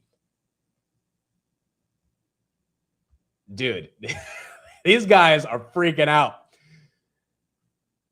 They raised their price target on Nebius, by the way, on May 14th from 200 to 250. These guys are getting a little scared here. I can't see the full note. I don't see the logic behind why they're actually lowering it. But one can argue they don't like this price action, bro. That price action going against them is enough for them to... This is why with the sell side, you got to be careful. Like you have to follow individual analysts versus like banks in general. Like there's a few sell side that I really love and I really trust when they put out a price target or lower a price target. And then there's others that are just Like, what happened since May 14th with Nebius? I think things only got better, unless they're reacting to a changing macro environment in which those premiums can't be held. Bitcoin still holding. Is it holding 65? Loses 65 pretty badly. Okay, there you go. $400 candle on BTC to the downside. CoreWeave still up 1.4, but that looks like it wants to go red. SanDisk down 3. Micron down 2. And then Microsoft trying to hold 500. Michael Burry scared them. Oh my gosh. That's crazy, bro. SanDisk, Micron, and Nebius. All of these guys getting their price targets hit. It's just why when things are going great, you just can't trust the price targets up unless you think there's real logic behind them. And when things are going bad, you can't really trust the price targets down. Is oil up? Oil is flat, 77.28. It was down a little bit more from here. What about the 10-year? 10 years up a little bit. Not a lot, but a little. Maybe that could be having some impact as well. Corsair had a great earnings. That's up 32%. Small cap, billion-dollar company. Probably deserves to be up. They also had a really good earnings last time as well, so makes sense why that one is making the move. NVIDIA not budging, though, 222. It's not Burry, it's Citadel. Well, see, that's the Citadel. See, this is the interesting thing. Citadel owns 5% of Netflix, Nebius now, right? Citadel's got to be motivated to get this thing to go up, or is this drawdown from 230 to 182 Citadel selling? I mean, that's another question. Like, did they really just take it from Leopold to flip it and get rid of it within a week? Because if that's the case, then same thing with Bloom, right? I mean, if they got it at 160, selling it at 220 on millions of shares is still a pretty big move. Citadel is not looking for a 10-bagger. I mean, they look for very quick moves and then they're out. If they could get 30 to 40% on their money in a week, I mean, you can't rule out the idea that they're happy with that and they're going to dump it and move on. But they would have to do it systematically. You can't just dump 5% of the shares on. Like, it's got to, they've got to be unwinding it in a way that that happens more strategically to get people to think it's not happening. Oh, it's Corsair. Why did I think it was Coursera? Oh, you're right. It is Corsair. Is there a company called Coursera too? Why did I think it was Corsair? Oh, there is a company called Coursera. Okay, well, I meant Corsair. Oh, it's public too, Coursera. That stock's down 87% all time. That one is not the one we want to look at. Corsair Gaming is the one you're looking at. That one today is up 32%. Nebius 182 lows of the day. Broadcom 423. Yeah, it's like online learning courses. I do know the company, which is why I think I got their names wrong, because I've heard of them before. I think they were popular a few years ago as well. There was a Vinland NJ data center block by city council. Was there? Oh, could this be affecting Nebius as well? Oh, yes. That actually could be part of the reason Nebius is trying to build a data center in New Jersey. But it's not officially blocked yet. Vinland Planning Board weighs AI data center expansion. It's not blocked though, right? Yeah, it's not blocked. It would be 300 megawatts. I don't think that's why Nebius is down. I think it's more Burry. You would need like a full-on moratorium of data centers. And look, at the end of the day, that would not be good for them, but they would find another place to build. So they're also building a bunch of data centers in different countries, right? Like, I don't think that's why it's down the way that it's down. Let's see if it loses 180 right here. Yeah, I'm looking at headlines right now that, I mean, city council is listening to the opposition around the data center, but it's not blocked at all. There is no actual headline that it is officially blocked. Shopify 151, that continues to be green. Rocket Lab Could not hold on to 80. It's like clockwork, man. It's like clockwork. The same exact thing happened yesterday. SpaceX actually holding on. So now this is Rocket Lab going the opposite right here.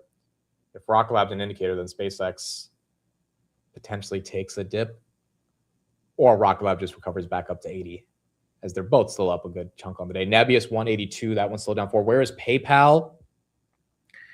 PayPal's almost at 60. Look at that. After the earnings, stuck at 56, now at 60. S&P 500, that goes red almost. I don't have any core headline on why SPY's red, or potentially going to go red. SanDisk, goodness gracious. We're below 1,200, folks. We're below the earnings lows. Hoodie at 93. Bloom now down 7. Micron down 4. Oracle just flipped. SK Hynix down 7. Seagate down 11. I think everyone's selling memory and going into SpaceX, dude. Like that's what it feels like it's happening. Goodness, dude. Akamai was up 7. Now it's down 2. Yeah, I mean, I don't know, man. The memory names are in a different field right now in terms of how the market's pursuing them. Ouster as well. They had a good earnings, but down 2%. That was up in the pre-market meta. Also goes flat. Seagate's a little, what the hell is happening with Seagate? 10% down right here. Western Dig down 5. Are Photonics losing the bid as well?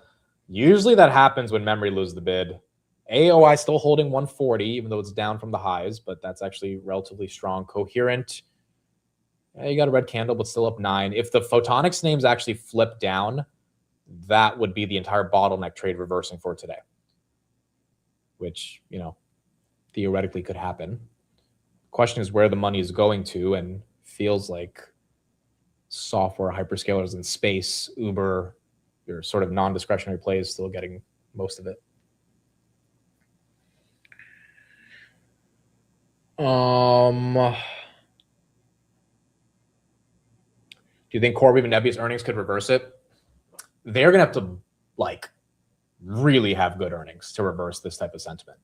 And I think it's possible they can. The problem is on their earnings, you have these little issues that come up every time. Like on CoreWeave, they were 2 quarters ago, they had a supply issue that made, you know, them unable to meet certain requirements, not last quarter, but the quarter before that. And the street took them down 20%. And it was like, you know, the street's very picky on, like, because they have so much debt, and, you know, the street's still concerned about the entire NeoCloud business. So there's all these little things out there that theoretically affect their earnings. For Nebius, I think it's just got to be ARR growth and the overall scaling of their margins. But, you know, once again, if sentiment is bad in general, those earnings just have to be like top of the line strong to get the market to ignore some of the bear cases. Like, you have to be just undeniably good. And AMD didn't have that, right? They had great earnings, but it wasn't undeniable to the point where the market's like, we have to buy AMD at $520. Like, it just wasn't, you know. Does the market have that, like, we got to buy Nebius at 185, we got to buy CoreWeave at 90 type of earnings? Whereas, you know, Robinhood didn't have that either. I thought Robinhood earnings were phenomenal, but the market didn't give a shit. They didn't feel pressured to buy Robinhood at 90. Palantir at 125, the market was like, we have to buy this. And, you know, can those companies have those same numbers? SanDisk obviously did not have that type of sentiment either, as that one took a hit. SanDisk still down 4% now. Granted, it is a Friday as well, and we're only about 40 minutes into it. So let's see if algos come in and kind of reverse some of that potential pressure. Let's get a little bit of coverage right here on some of the semi names, and we'll keep going from there. Inverted ETFs, right? So double long Hynix or triple long NVIDIA, those kind of things. And then, you know, right now in the options market, about 64% of all options are 0 day. So you just think about those, like, facts about what's going on. So, you know, guys walking around on their phone with 1 day options calls on sometimes on these same ETFs. So, like, that's the kind of stuff that really fuels the let's call it 100 billion plus moves in stocks at a rate you've really never seen before. So, I think some of that's behind us, and maybe won't lever and ramp at the same rate, but maybe that's healthy. Maybe we grind higher on Micron and we don't rip higher, and maybe that's, better for, broader participation.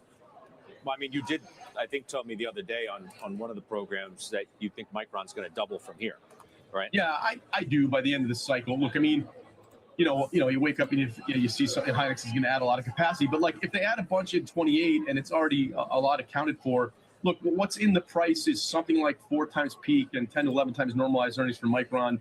I think people also assume a pretty big decay in the earnings once it peaks. And what if it lasts longer? What if the decay isn't, maybe it's an erosion, not an implosion? One of the things I've been thinking about a lot recently, Scott, is that people just only focus on the income statement, like I just mentioned, normalized and peak earnings, and not the balance sheet. Like if you're a paper boy, so you have a bad income statement, but you win the lottery, you have a good balance sheet, right? Like the amount of money these guys are making in the next year. What did Micron guide this quarter? Like 50 billion in revenue at 86% gross margin. Like they're going to generate close to 300 billion in free cash flow in the next couple of years. So like the balance sheet improvement's pretty good, right? So I think they're maybe not getting. All right, so you got that argument that Micron to double by the end of the cycle. The question is, does it double way before that? And I think that's what people are looking for. Palantir, we are 10 cents away from trying to get to that 170. SpaceX officially hits 125, which is where it was right before the earnings. So it has recovered a decent chunk of that earnings loss, fell all the way down to 105 after earnings. 105 to 125 right there. That's up 8.79%. Palantir, 30 cents from 170. Seagate still down 8. Western Dig still down 4. S&P got a green candle up to 772. Hoodie still 94. You're seeing some of these candles come back. Reddit, nice move today, up 8%. Netflix up 1%. Zeta's up 3%. Your quantums were up 5 and 6. Now they're up 2 and 3. Tesla also a little bit down from the highs today. Same with SoFi. But Nebius is not 180 anymore. They didn't let it go below 180. It was 60 cents away from going below 180. Just bounced up to 187 right there. TTD still down 19. I mean, look, double by the end of the cycle for Micron. When is the cycle ending, right? Is the question. Because if cycle ends in 5 years and Micron gets to 2000, I don't know how much. The reason people like Micron is because it was doubling every other week, So again, that sentiment shift might be healthy for the consolidation of the grind higher, but it might not be that type of momentum that people expected that they could get easily. Okay, Palantir has 160,000 shares at 170. Someone's got to give us a big buy right here and potentially help us get right through. There's a lot of bidding in that 169.80 to 165.70 today. Davis says, why am I going to work today? Davis is a good friend of the channel, OG Palantard. And I would imagine he's doubting going to work today, looking at the portfolio. It's always nice on those days where you have to go to work, but you walk into work knowing that you just made your yearly salary in like 5 hours. Granted, you also lost 3 years of yearly salary in March, so it's like it kind of balances out, but still. It's nice to have that feeling. Sandisk still down 4. Hoodie trying to go for 95.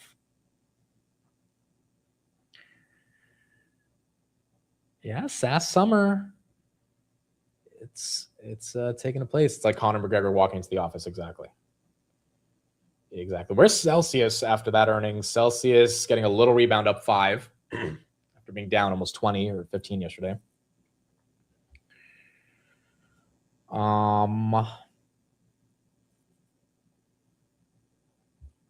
SanDisk still down 4. It bounced at 1184. Palantir, we got it again, 20 cents. It keeps getting close to get there. VIX is at 14.9. VIX is coming down very nicely. Wow, U.S. Appeals Court has blocked Trump's $400 million White House ballroom project. Okay, Trump's ballroom has been blocked from a U.S. Appeals Court as Palantir hits $170 for the first time since January 28th. There she is, folks, in her glory. 170. It has been a long 7 months to get here, but there she is. And now that she's here, hopefully we can just stay above, dude. This thing was stuck at 120 to 130 for a good 4 or 5 months right there. 170 on Mr. Palantir, and now she's moving. 170.3. That's up 9. Dude, that's a 9% day. We already had a 30% day on Tuesday. Oh, that's massive. That is absolutely massive. Imagine if you bought those like 140, 150 out of the money calls before earnings for Friday. You'd be up like 20x right now. Literally, if you actually held them until Friday. Goodness. Rocket Lab back above 80. Robin at 94. Palantir 170. Court pauses order blocking ballroom project for 14 days to allow Trump administration to appeal to U.S. Supreme Court. Trump's ballroom is going to go to the Supreme Court. That is crazy, bro. What if the Supreme Court says no?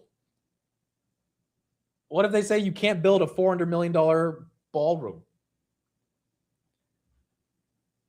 I mean, that would be 2 losses. One, the tariffs completely getting overturned by the Supreme Court. And now this this ballroom situation. Corey right there at 87. SpaceX, that's up 8%. Robin at 94.80. And then Palantir right there holding on to 170. Take Two also making a move right there at 240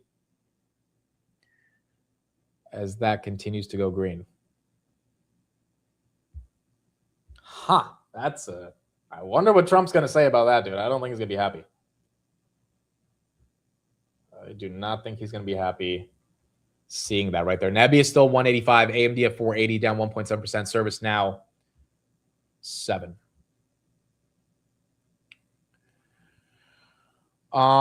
Does that mean he needs to stop construction? I don't know what it means. I mean, if it says the U.S. Appeal Court has blocked the ballroom project, I would imagine, yeah, unless they just ignore it. Palantir at 170.67, so we got all the way up into that 170 range. But that's weird news. We're going to have to see how market reacts to that as well, if the market has any reaction. ServiceNow, 125, as that continues to go up. Okay, so let's see what other macro data we have right here. We had the jobs report this morning. That was the most important thing. Memory stocks still taking a beating right here, unfortunately. So are your neo clouds, particularly with Nebius. Your software names, Robin at 95 as well. Your software names are the ones that are getting most of the love. Zeta's up 3. Corning still up 6. Your Photonics names also getting some love. SK Hynix still down 5. Lumentum up 7. Meta just flipped green. Amazon green. Cloudflare up 10. Atlassian up 35. Atlassian and Cloudflare massive software names here today. Reddit also crazy move. 163 up from 135 last week. 8% itself today. And then the S&P very close to a all-time high. Very close. Good. Less than 0.5% away from actually getting there. Is the ballroom privately funded? I think it is, but what I'm seeing is a court order that came out saying that the ballroom is now blocked. So I don't know why the U.S. District Appeal Court blocked it, but for whatever reason, it is blocked. Obviously, I think the Trump administration will just appeal this or try to appeal. Well, we're going to have to see. SPY 772. Palantir, she's going. She's knocking on 171. 171 resistance. 50,000 shares. 50,000 shares for 171, which isn't that much given what it did to get above 170. So we got to see right here, but making a move. Let's get another of the other earnings we had yesterday, and then we'll keep going from there. Some of the memory names getting a little bit of a bounce with the neoclouds as everything's trying to turn a bit more green. Picked up in the last 3 quarters. And then there's Airbnb, higher after raising its full-year revenue guidance. This is, I think, a 4-year high on Airbnb. Quite the breakout. Mackenzie Segalos has more on the move. Morning, Mac. Hey, good morning, Carl. Shares surging 16% this morning as Airbnb comes off one of its strongest growth quarters in years. Revenue up 17%, with the company raising its full-year revenue and margin outlook. And in an exclusive interview after the print, CEO Brian Chesky told me that AI is probably the single biggest reason for that acceleration. I think a year ago, it was really a question. Is AI good for Airbnb or is AI bad for Airbnb? The verdict was out last year. I think now it's safe to say AI is the best thing to have happened to Airbnb. I think we're becoming an AI native company. And I think that is probably the number one explanation for our results. We'd want that type of analysis from every CEO that's having really good earnings to be reflected in their stock prices. Airbnb up 15%, best day it's had in 4 years. SpaceX as well, 127. That's a pretty big move. So I think there's two things that's happening with SpaceX right now. Number one is I think you could have the market makers and institutions coming in and buying up a lot of stock. Now, why would they be buying up a lot of stock? I think part of the reason for that would be they need to buy up a lot of stock to be able to make sure that the liquidity is there for people to sell stock, which means they need to obviously, get space in general to move. So that could be one of the reasons. Number two, another logical reason is you just have a lot of people that have those share unlocks that aren't selling. This is about 8% of the float officially that's unlocked, or I think about 9%. You have about obviously 91 to 89% more of the float to be unlocked over the next year.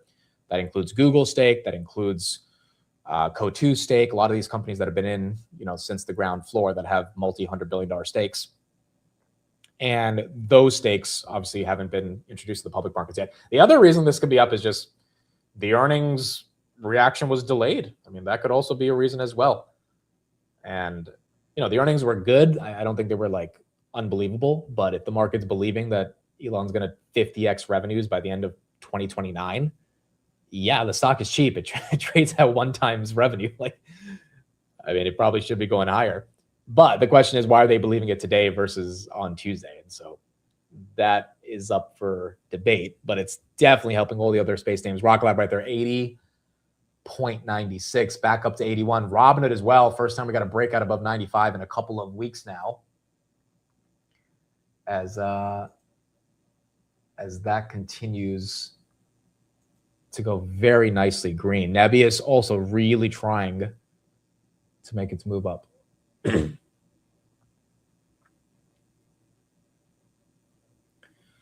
you think people will sell into the strength? Yeah, I think theoretically that could also be happening. Once you get a nice little move, you could see some of these people that have been locked up for a while selling into it.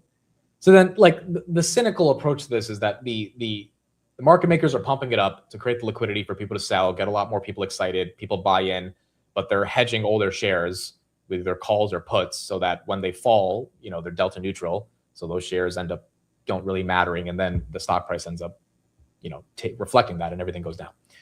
The more optimistic approach is that people just aren't selling and that they're available for unlock and that they don't need to sell. And, that's also very plausible. And if that is the case, then, the entire space sector is getting the benefit of that because obviously if SpaceX was falling, that wouldn't be the best for Rocket Lab. ServiceNow, that's up 7% as well. Do you think oil spike over the weekend? I think no, because I think Trump is very explicitly saying he wants a deal. It was supposed to happen last Friday. Last Friday was supposed to be the biggest attack since World War II, in the words of Trump. And that didn't happen. So I don't think this weekend is... He can't afford to do it. He literally cannot afford with these bond yields to actually attack as aggressively. I think we're going to be good over the weekend. I think August, if we get oil to come down, once again, is going to be relatively decent for stocks. It's just, what surprises do we have to deal with from the seasonality perspective of how August has historically been. AMD, are we below 500? We are below 500, 479. As that continues to get hit. Yeah, August is the new July. 171 on Palantir. What a day, dude. Again, a lot of these names have had their days over the past few months, whether it's Micron or Nebius or CoreWeave or so many of the Palantir has not had a single week this year where it's actually, really benefited shareholders to own the name financially. And this is one of those weeks where you're getting it 170, 130. Market's really giving it that momentum. Robin at 95.22, CoreWeave still up 3. Yeah, there might be shorts that are covering as well. I mean, that's fair. Shorts were down 3 billion last week or last Tuesday on Palantir.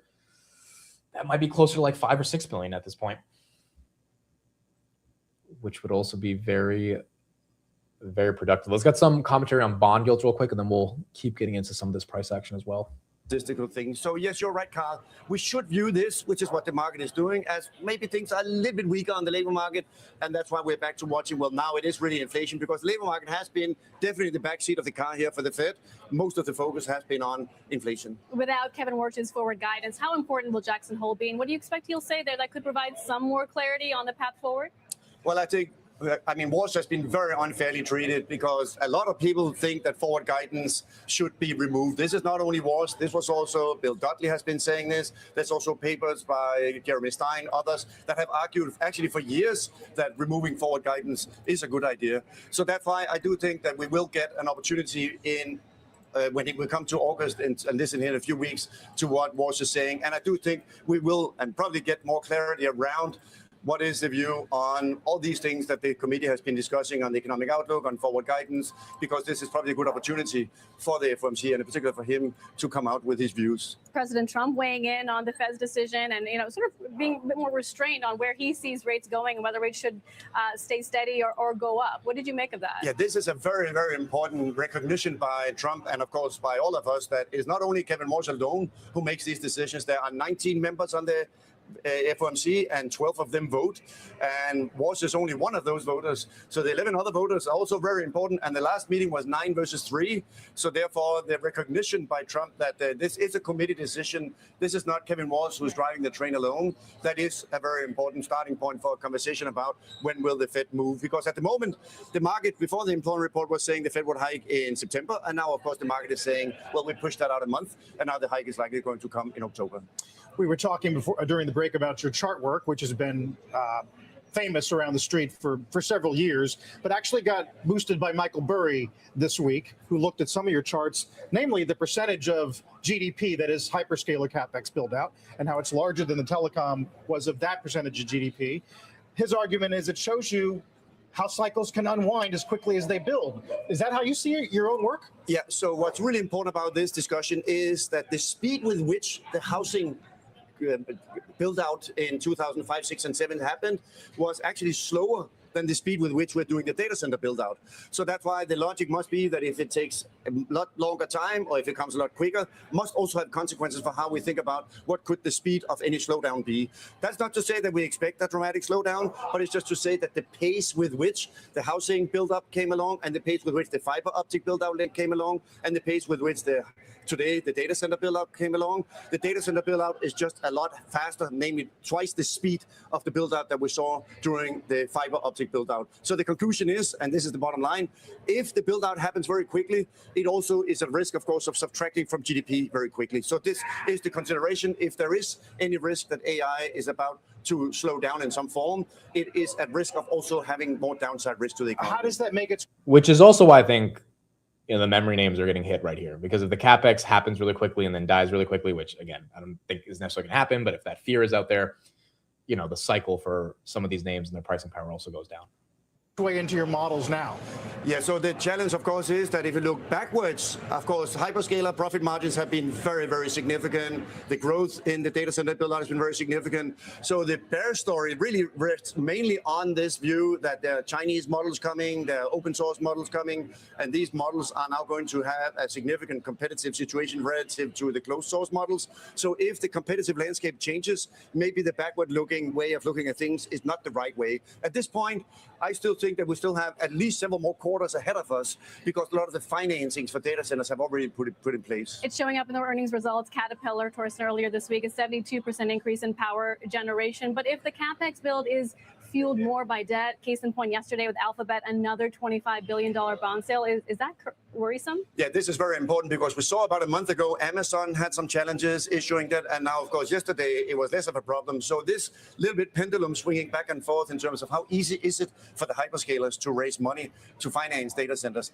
is still a very, very important place for markets to look, because it tells you something critically about how much more is in the pipeline in terms of the data center build out, and what will the runway look like in terms of how many quarters can we still have strong growth in data center construction. While you're here, I want to get you on the yen. This FT piece on how the ECB was blindsided by Treasury selling euros, and then some discussion about whether it's sticking, whether the intervention is sticking.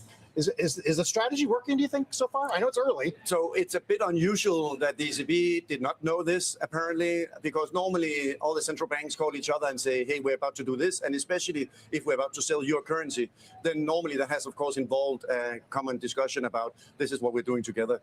But in terms of whether it's working, it also, of course, becomes important that the underlying driver of weakness in the yen has really been the fiscal situation in Japan. And given that we switched from the carry trade, which was before Liberation Day, to now is more driven by the fiscal situation, that means that the underlying fiscal situation, it's still okay, but there's no dramatic adjustment program from the Japanese government, and that raises the risk that you could continue to see another depreciation of the yen, meaning dollar yen going higher even after this is over, if there is no more significant adjustment coming on the Japanese side. The intervention has also been, I think, relatively stabilizing for Japanese yields. Now, obviously, Japanese prime minister and their central bank is going to have to continue to have that stabilization, but it got a little weird on Tuesday, or on Friday, I should say, when Dissent had that picture taken.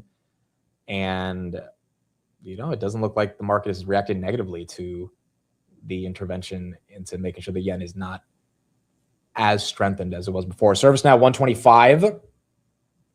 That's still up 6. Pound here, just below 160 or 170.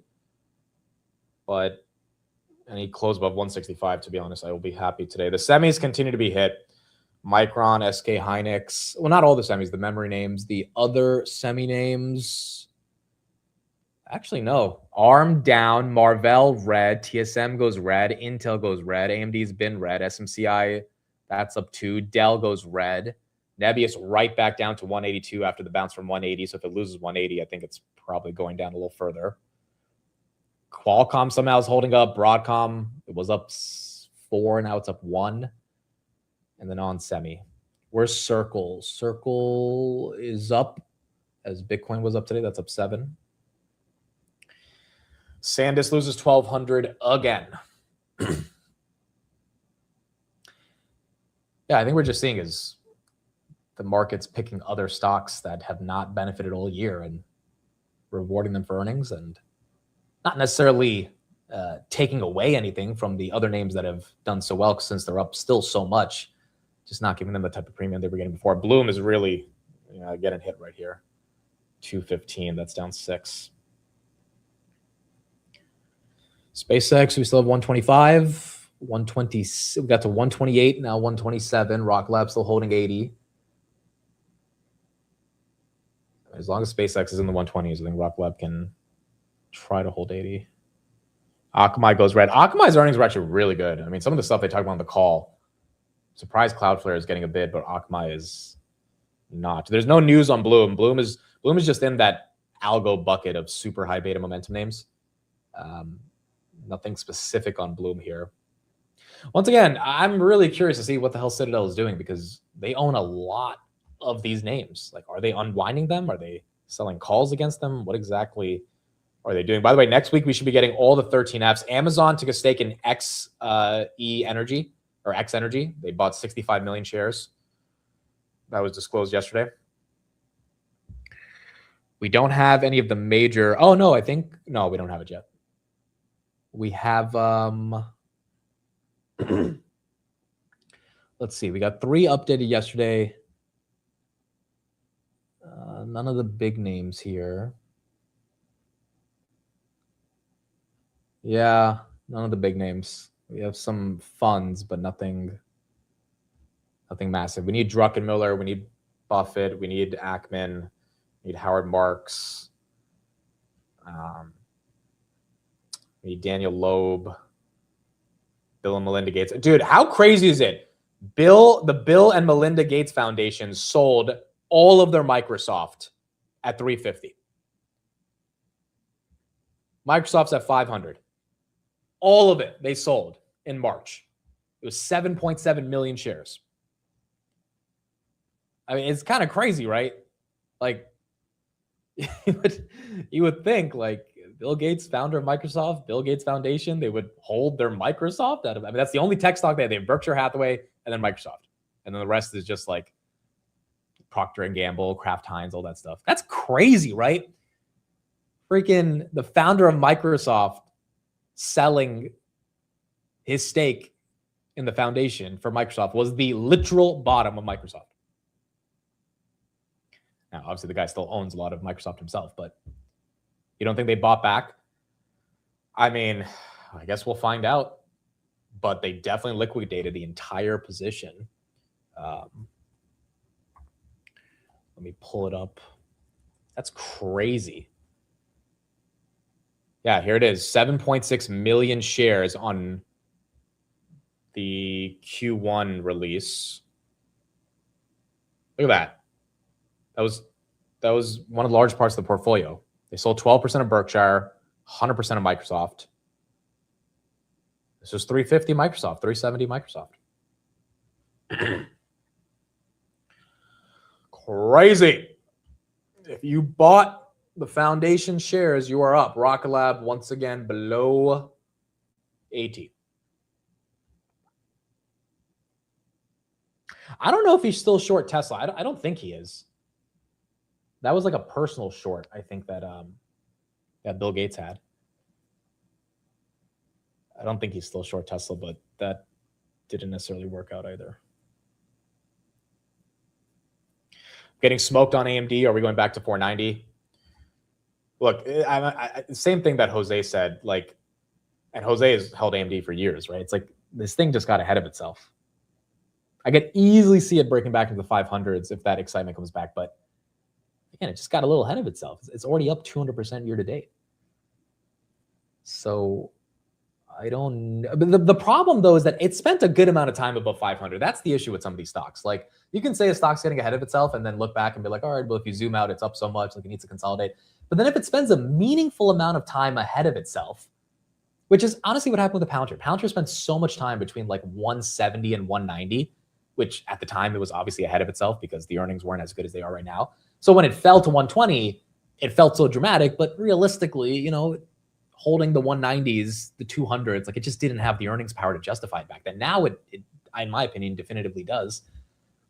But it was a process. It was like a 7-8 month process to even try to get back to 170. AMD spent a good amount of time in the 500s, which made you think, okay, the market's fine with it. And then any little issue, and the market looks at the multiple and says, we're not that fine with it. And then it gets hit. And I feel like that's what we're dealing with right now.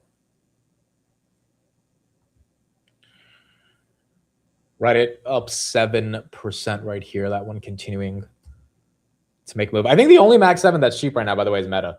Like, I mean, you could say NVIDIA and some of these names are still cheap convention, but they are not the dirt cheap levels that we saw 2 months ago outside of Meta. It feels like Meta is the only one that is still there. By the way, Tether is also buying a ton of gold. They've been trying to tokenize and digitize gold for a long time. So they've continued, them and the Chinese have continued to add gold. Mitt, do you think the bottom is in for Bitcoin at 60,000? I don't know.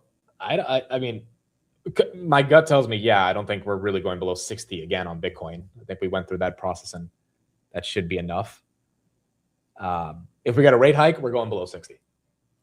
I could see that happening pretty quickly. If we don't get a rate hike, yeah, I would assume, but I don't really understand what Bitcoin reacts to at this point, because we've got some pretty bad inflation, and you know, Bitcoin doesn't care, and it was supposed to be the inflation hedge. So I don't know, but I would hope 60 is not going to be tested again. That would be nice.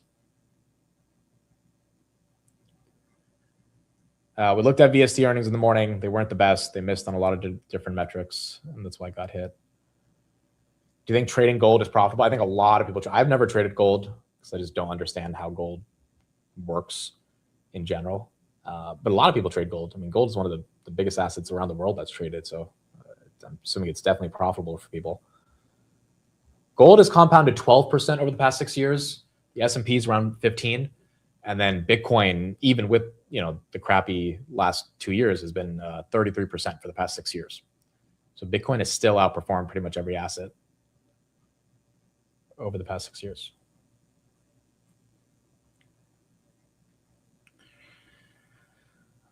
Okay, what else do we have? What else? Oh, China's developing a new model.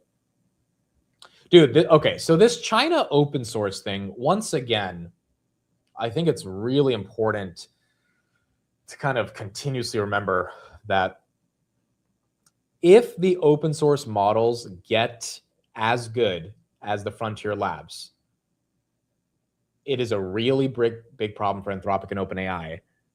OpenAI's latest headline yesterday was that they're coming out with a new device the size of a donut that's going to cost $300. And that donut is going to be like your companion when it comes to when it comes to AI. And so I'm going to bring up the frontier, the open source models, because they're continuing to get a lot more excitement. And this new model out of China is like a new multi-trillion-dollar parameter model, and it's beating on certain benchmarks. KMK3 already beat Fable 5 at front-end design. It's a very simple thing for an enterprise to be like, we don't have the money to pay for this. We're going to use something open source. And if it's just as good, that meaningfully changes the dynamic around Anthropic and OpenAI. It's going to flop so hard. I don't understand what this small donut is going to do, but that also makes me scared for OpenAI, because I'm like, why are they focused on a stupid donut? They should be focused on making the best model. But if they realize the model's not profitable, then you've got a deeper issue. This was a take from Naval yesterday on what's happening with open source writ large. Yeah. And at least historically, like if you look at things like Linux or other open source projects, once something open source kind of gets in the lead, it rarely surrenders it. And that's because an ecosystem springs up around it where everyone starts plugging into, especially in enterprise use cases. So right now, Claude and Codex are like slightly ahead of GLM. Fable and maybe a lot ahead of GLM. But if something like a GLM were ever to surpass them, it's not clear they'd get a lead back. I mean, because how can you rationalize your limited resources at a company going into something that open source is winning at? You have to do something with your resources, and failing to catch up to open source with your precious resources is not a good use of them. You'd have a clock. Like, so if you're OpenAI or Anthropic, you would have a certain amount of revenue and money and cash in the bank and investor backing, and you would have to use that to sort of jump meaningfully ahead of the open source and take the lead again before that runs out.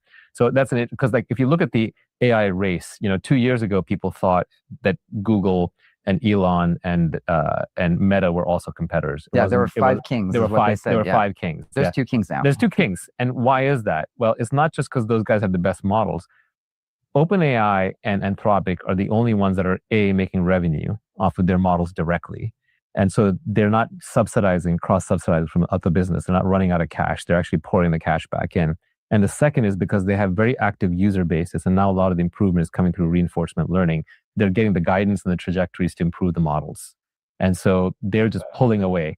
And maybe Elon, because he took SpaceX public and he's got that war chest, he gets maybe one more bite at the apple. Plus he's got the data centers in space. So, don't bet against Elon.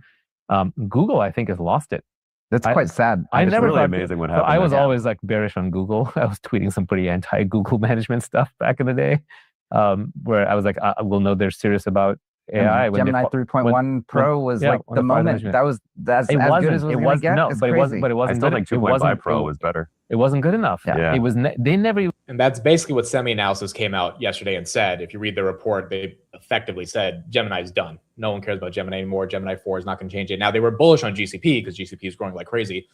But the argument is Gemini is not going to win. The broader claim right here is that if a Kimi K3 or any of these other open source models meaningfully gains traction and for 1/10 of the cost, it's bullish for semiconductors. It's bullish for Jensen, which is why he's pushing Nemotron and open source, because you still have to do the inference. It doesn't take away from needing the photonics and the memory and the energy and the GPUs, the CPUs, all that stuff.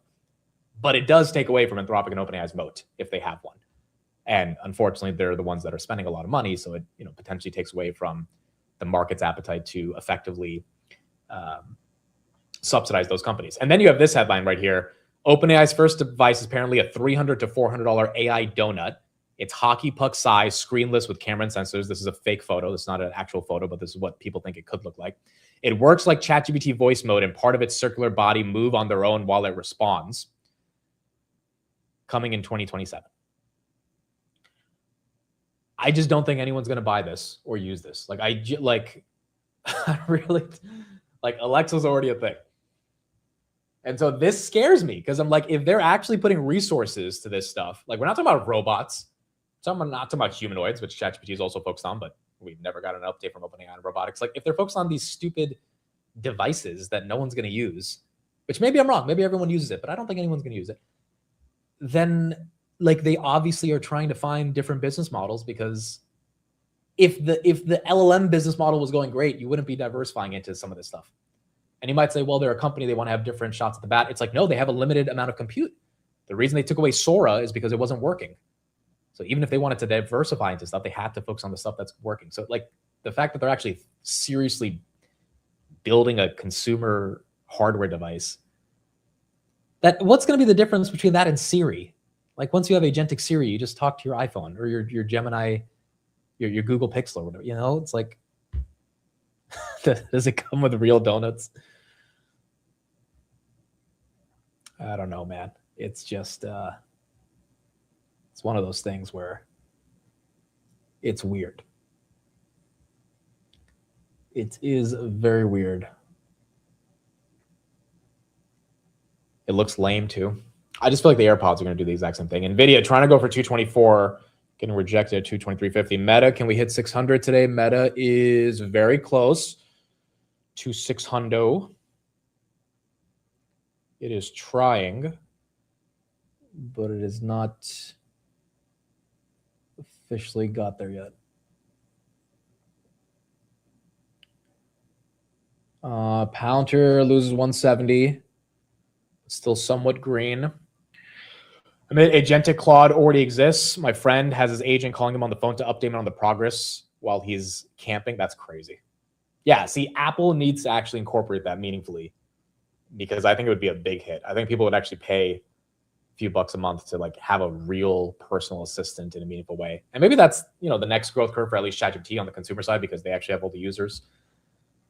So they could potentially upcharge for agents, but the enterprise is where the real money is at right now. Wow, Lumentum, yeah, taking a hit. It was up 11, now it's only up 3. Okay, so your photonics names are following your memory names. AAOI, look at that, 15 to 7. Coherent was up 10. Coherent's still up 10. So Coherent's at least holding on, even though it is down from 386 to 365. And it's hard for the photonics names to move when memory is down. They tend to go with each other. So the fact that they're even holding is pretty incredible. Microchip, that's still up 12%. Yeah, AAOI was up 19. Now it's up 8. NVIDIA not giving it back. DraftKings still up 4. And Meta at 497. Let's get an update on the non-farm payrolls from Goldman Sachs here. Quite far below expectations, especially if you take the revisions into account. And if I look at our composite measure of underlying job growth, that was running at a little over 70,000 before this report a month ago, it's now running at 5,000. So this is basically a moving average of the payroll numbers and some weight on the household employment numbers. So for me, that's the biggest takeaway. The household survey, the unemployment rate, the labor force participation rate, that's more mixed. The unemployment rate has now come down by 4/10 from where it was late last year. But we've also had this big drop in labor force participation, and at least some of that seems to indicate to me labor market weakness. So you could spin that the household survey either way, but if you take the whole report together, it's weak. Yeah, we're Street's obsessed with LFPR this morning. I think we've given up all of our gains going back to 21, right? That's correct. Do you think that's just a demographic story? Is it a human incentive behavior story too? I think there's an important demographic element because the census results were folded into the household survey earlier this year, and that has introduced some basically statistical difficulties. So I wouldn't take this entire decline at face value. But the weakness in the last couple of months is something that I would put some weight on. And I think that does put the drop in the unemployment rate into perspective. Given the murkiness in this labor market data, Jan, how consequential is next week's read on inflation? What could that tell us about, what the Fed could do next? I do think the inflation numbers are going to be more important than the employment numbers. And next week, I think is going to tell us whether the very good June inflation numbers were a one-off or maybe the start of a softer trend. We think it's probably the start of a softer trend, but that requires confirmation because obviously 1 month is not enough to base that judgment on. The 3 dissents that we got in the last Fed meeting, you think some of that tension comes to play when they're at Jackson Hole? We'll see that come up live? Well, they will be giving interviews, I assume, and that is usually a good source of information. And I think you'll see a range of views. And we've seen that in what some of the FOMC members have been saying since the meeting. And there's been a pretty broad range. Yeah, they really disagree. And it's an open question what happens in September. My own view is that the data is going to be benign enough, that the inflation data is going to be benign enough that they don't go. And I think the labor market numbers this morning support that as well, although, again, inflation is more important. You've been pretty consistent in looking at the challenges on the household front in terms of disposable income and spending and what wages did this morning versus inflation. Does this bolster your case? It reinforces the idea that real income growth for households is quite weak. And in the first half of the year, especially in April, that was basically overshadowed or offset by the tax refunds. But now that the tax refunds are in the rearview mirror, I think cash flow in the second half of the year is going to be softer. There are a lot of questions around gas prices. That's a big swing factor. But overall, I think, consumer spending is probably going to be somewhat softer in the second half of the year. What's your view for retail sales next week? And to what degree are stock prices and gains in equities helping out on this? Or is it about saving? Is it just about the savings rate coming down into the 2s? That's been a factor, clearly, if you just look at how the numbers are kind of shaking out. We have had strong consumer spending in the last several months, and I would expect to see some moderation in that. I don't know if that's going to show up in the monthly number next week, but I do think that as we go deeper into the second half of the year, it's probably going to be somewhat softer. The wealth effect is real, and I think it may be boosting consumer spending growth by close to 0.5 percentage point. That's been our estimate. And going into the second half of the year, I'd also expect some normalization, though obviously we'll see where the equity market goes. Our strategist's forecast is that we do see further upside, but maybe a little bit more slowly than what we've had over the last couple of years. And then here's what Tom Lee said yesterday on why he thinks that can get to 8,000. People who are putting out bullish notes cite both of the facts that you did. This major deleveraging process, which was a reset for the market. There was no real fundamental change in anything. It was just there was some froth that needed to be worked out. There was some leverage that got a little bit too high, and all of that needed to be worked out. And then the backbone of the whole thing, the earnings. John Waldron of Goldman was talking about that just yesterday morning. Yeah, that's exactly right. I mean, earnings this quarter is coming in more than $15 ahead of what people expected at the start of the quarter. But what's really more impressive is 2027 earnings are up now $8. So we're probably close to $4.10 for 2027 earnings.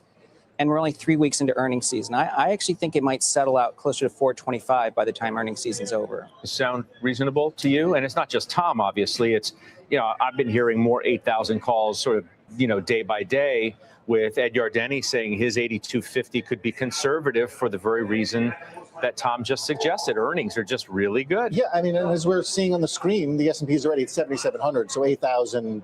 No disrespect. I mean, it's not a huge lift percentage-wise. I think the implication, though, is like that's just the next stop in this train. Yeah, I mean, because the thing with the earnings is even if you X out technology and you subtract, say, 10 percentage points off the gross number, earnings are still good. And when you listen to, as many of us do, any number of companies in any number of industries, almost all of them. Yeah, the AI story is going well from Eaton and 3M and those adjacent companies.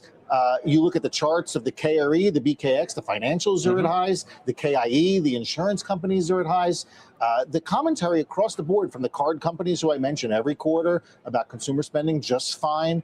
So you have all the investment themes going on, AI, power generation, et cetera, et cetera. The consumer's doing fine. Jobless claims 2 weeks in a row, sub 200. For viewers out there who are not aware, under 200,000 in jobless claims didn't happen one time from 2000 through basically through COVID. These are exceedingly incredible numbers. And so just when you take a step back from... And again, that is why this labor market report was so important, because jobless claims have been so like basic. Like, you know, the market's expecting 220, we come in at 180, market's expecting 210, we come in at 190. We needed a weaker labor market to get the market to think inflation was calming down, which is what we got today with the unexpected loss of 23,000. And that's why stocks are rallying right here. S&P going for the high of day. If that were to be way more than expected, it would have changed. But, you know, it's actually in line with what the market needs to get inflation to try to come down. Broad de-risking. I think that is later this year. And it probably is around this inflation derangement syndrome that is the market is very concerned about, you know, whether the Fed should be hiking in September. I think there's a real battle up until September. But our take, of course, is that inflation's much weaker. I think that there won't be a hike in September. Well, I mean, if the market comes around to that view, then why would you have a 10% pullback? You think the market's just going to get so crazy with itself that it's going to convince itself that there's a hike coming in September? Even, by the way, amid reports in some publications that Chair Warsh is ready to do that if he has to, if inflation remains hot into that meeting. Yeah, I think it's still hotly debated because there are economists who want the Fed to hike just to reestablish credibility with financial markets. We know the media and investors are impatient with inflation because it's at 2.6. They want it down to 2. But at the end of the day, if underlying inflation is much weaker, which is our take, then I think it's a mistake for the Fed to hike. But this is not a consensus view. I think it's still a battleground. How about that nuance? Did he say amid reports? Did he actually say that? Or did it sound like he said that? Oh, no, he said amidst reports, not amid reports. Warsh is ready to do that if he has to, if inflation remains hot into that meeting. Is ready. By the way, amid reports from it definitely sounds like he was supposed to say amidst. Yeah, I did not report that. Convince itself that there's a hike coming in September. Even, by the way, amid reports in some public. Dude, I wish I reported something that would get this market to just go up right here. But look at that. S&P 772. Palantir. There she goes. That candle once again trying to get up to 171. It sounded like a MIT, but it was not a MIT. It sounded like it. Man, what a day for some of these names. Microsoft still 500. Robinhood still above 90. Rocket Lab still pretty good day, even if it's just below 80. Palantir 170. Bitcoin 64, Shopify 152, Shopify breaking out above 150, Nvidia still holding on, Zeta's up 4, Netflix up. Again, that dude, if we did not get a crappy labor market report today, it would be a red day. It would be like one of those Fridays we had back in May where the labor market was so good that things went down. Like bad news really ended up being good news with rate hike probabilities going down by 20% just because we had lower jobs than expected. It's incredible. Like, you know, we haven't had one of those days where it was really bad news that turned into really freaking good news. And he did not say my name. It was a mid, but it definitely sounded like he said my name. He gave you a shout out. That would be so funny. Dude, I got to get on that closing bell one day. Scott's a legend. I want to be with him one day. Give my market analysis. That would be so cool. Problem is, I'm not like a contributor or anything, so that'd be fun though. That would be super fun. Anyway, this $8,000 target, again, like if it happens, I think it would be quite incredible this month. Let's finish with Tom Lee here, but the 10% drawdown after that, I think, would be a bit aggressive. It is 521 today. Yeah, because it may be reflecting on the uncertainty that is created by lack of forward guidance and lack of Fed comms, or it could be the idea that it's inflationary. We actually don't really know what's being priced into the market. And if I can pivot off that for a second on the credibility conversation, there's a number of, I disagree that the Fed is losing credibility. I don't buy that argument. I'm not alone. I know Torsten Slok recently put out something along those lines. Robin Brooks, formerly of Goldman Sachs, on Twitter made a similar argument. We're not alone. There's a transition going on here. It's sort of the analogy I've been using is akin to letting your child cry it out when they're younger and have to go to sleep. The child is used to you coming in every day and patting you on the head and putting you to bed. And now all of a sudden daddy doesn't show up and the baby's screaming. And to some degree, the market is the screaming baby. I don't know that this is totally correct, but we'll go with it. The market is the screaming baby right now, figuring out what is the new normal in this era. And I think 50-50 in that type of environment where the Fed is not holding your hand, for better or worse, is the correct probabilistic outcome in front of a jobs report and a couple of inflation But reports. my point is the market's, as to what you guys were just alluding to as well, the market's not used to going into meetings 50-50. Sure. It usually knows. Well, it should probably get used to it. It should probably get used to it because according to the article today, it's here to stay. And again, that's his prerogative. Well, now it's not 50-50 on the rate hike. Now it's more like 60-40 against the rate hike based on this labor market report. I mean, that clip was from yesterday, and they were debating if non-farm payrolls would continue to keep the Fed afraid. And it's like, no, well, the Fed can still be afraid, but like not due to this massive onslaught of inflation from the labor market, which means I think it's less. I think it's less than 50-50. It was a decent analogy. That wasn't a horrible analogy that he made. I wouldn't have said daddy on live television. I would have said mommy. I would have said something a little bit different than that word, but it was still a good analogy. His analogy was on point. I just don't think on television you would have said that word. But regardless, that's why I have the stream. I can say what I want here versus on television. Bitcoin, 64,973 on Mr. BTC. Meta's at 597, not breaking through 600 yet. Amazon, 276 as well. All right, so, I mean, overall, it's a good day outside of the neoclouds and memory. And even the memory names, Micron's down 1%. Like, it's not that big of a deal, right? It was down a lot more. Same thing with SanDisk. Nebius, it was down a lot more than this. It's still down ugly for the day, but outside of some of those stocks, your photonics names are still okay. Your hyperscalers are still okay. Uber, Netflix still okay. SK Hynix still down 5. SAS having a great day. And financials taking a breather here, but they've also had a pretty strong week. I'm not sure why InnoData dumped that hard as it did, but it did have a pretty big move going into the print as well. What are your thoughts on the Terafab in Texas? Well, so Elon announced yesterday it would be in Grimes County. I think the Terafab is obviously a massive bull case for Tesla and SpaceX. I think it's a really big bull case for semiconductors in general as that continues to grow. Oh, they actually put out a video on it. Let's watch this video. But at its core, right, the market's got to see the potential of this being monetized. And, you know, they're talking about a terawatt. It's going to take some time for this to play out. But it just means a lot of demand for a lot of parts of the semiconductor ecosystem.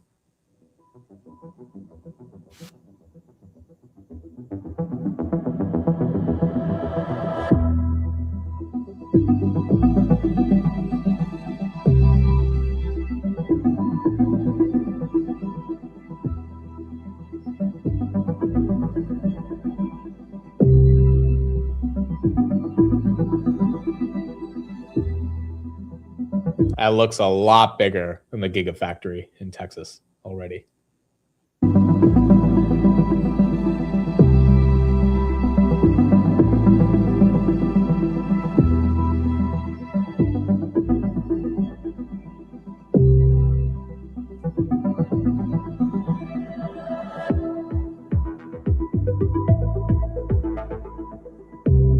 That's kind of crazy, bro. Like, that's what they're trying to build to usher in the next 100 gigawatts of compute. I mean, now granted, that thing is going to take some time. But that goes back to the cyclicality argument. It's like, all right, if that's going to take some time, then there should be plenty of demand for all these names that are getting sold off due to fears of the market thinking the cycle's slower. And, those names likely will have earnings power for a long time, which is important. Tesla, 330 almost. Almost trying to get to 330. NY Fed, we got their report on inflation. Let's see. Reporting 3.6 versus 3.7 on expectations. 5-year inflation reports still stay at 3. They have better views on personal finance for American consumers, and they have mixed labor expectations for the month of July here. Market seems to not be worrying too much about it. Expectations for the New York Fed's consumer expectations report were down slightly, and medium long term were unchanged. Let's take a look at the numbers here. The 1 year 3.6, that's down 0.1 percentage points, and unchanged on the 3 year and 5 year, which are the two numbers the Fed watches a little more closely. Still a little bit above expectations there. Good news for the Fed, they're not going up, but still a lingering problem that they remain elevated above the 2% target. Price expectations for gas up 1.4 percentage points to 2.9%. Price expectations for medical care and rent falling, and for food prices unchanged. Just one more headline there, expectations for U.S. The stock market hitting the highest level since April 2021, up a half a point to 41.4%. So the general public getting in on what's happening in the markets here. A disappointing jobs report suggesting some weakening in the payroll market, but at the same time, in line with relative stability, and I'll explain that. Here's the data. Down 23,000, as Carl said. June revised down 37,000 to 20,000. Unemployment rate coming down, but coming down because of a decline in the participation rate. So people dropping out of the workforce. Average hourly wages also disappointing, down 0.1%, and the year over year just 3.2%, losing ground with inflation. But interesting to look at where the jobs were and weren't. Construction, that's a strong number there, up 22,000. Manufacturing also doing reasonably well. Perhaps some of that from the AI build out. But retail and leisure and hospitality especially, that could be firings from the World Cup. And local education, well, we'll have to do more investigation on that. But August is a sort of hiring month in that regard. Maybe some issues with federal funding of local education programs. Whatever the reason is for the jobs not being good, I mean, it's enough for the market to really get a big move here. And that's what mattered. We just couldn't have had a massive, massive report and expected stocks to like that. Pound right there, still up 8.4% on the day right now. Again, those Fed probabilities, 60% to 40%. Even the NY Fed not being that aggressive with how they're thinking about inflation expectations in general at 3.5. If we get oil to legitimately get back into the 60s, we're at 78. It's a little bit of spike right there. I don't see how a hike happens. If we don't get a hike, I think we get a pump by the end of the year. Nebius, 183 once again, getting a bit more red. Yeah, leisure and hospitality was a big inflation driver as well. It's a fair point. Lumentum still up 5. Meta still at 597. Rocket Lab is holding 80, even though it's been fighting with it most of the day. It's there. Palantir also trying to get right back to 170 and hold on to that. And then NVIDIA has not given up any of the gains, really. NVIDIA is actually going for the high of day. They stopped it at 223.99. Why do Nebius and CoreWeave not trade together? Honestly, their valuations have started to diverge meaningfully. Like Nebius is trading at a way higher multiple than CoreWeave. And Burry didn't short CoreWeave. He shorted Nebius, you know? So we're going to see if that continues. Fun Extreme, thank you for the super chat. I think you sent this when the Sailor video was playing. It's low-key a catchy song. It's low-key a catchy song. I really have been listening to Bohemian Rhapsody. I listened to it like literally 10, 15 times yesterday. I like the song. I am a fan Love that song now. I don't know if it's the best song in the world or best song ever, but you could put it top 10. I could see you doing that. Do you really think Citadel is dumping Nebius? I am just as confused as you guys are on that. I mean, it would make sense for them to, because they got it at 140, sell it at 200, 220, 180. They made a lot of money, but then again, maybe it's half of the position. I mean, they got 5% of Nebius. So like the whole company, selling half of that and keeping the other half and kind of covering your gains, it's not that crazy to potentially imagine. But we got to see if it plays out. Sing the song for us. All I'm going to say is make sure you watch the intro to Basis Points tonight. That's all I'm going to say. That's all I'm going to say. Make sure you watch the intro to Basis Points tonight. I think you guys will either enjoy or cringe at the intro. That's all I'm going to say. But that'll be out later today. All right, I think that is it for us, folks. No other major headlines. The big report was the labor market. Most stocks are up outside of a few memory and neoclouds, and even those names, you know, they're down, but they're not down 7-8%. They're down about 3 to 4%. We'll see throughout the end of the day if they can recover. Your software names having a great day. Uber's up, Shopify's up, Netflix, ServiceNow, Palantir, obviously breaking 170. Microsoft leading the software names above 500, even Tessie getting some love, SpaceX getting some love. So all your space names are also making a much bigger move. And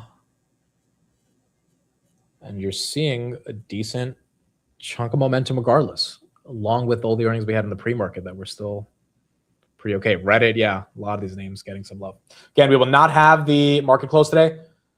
Got some family coming over from India, so I'll be spending time with them over the next month, but we'll be home tonight to spend time with them.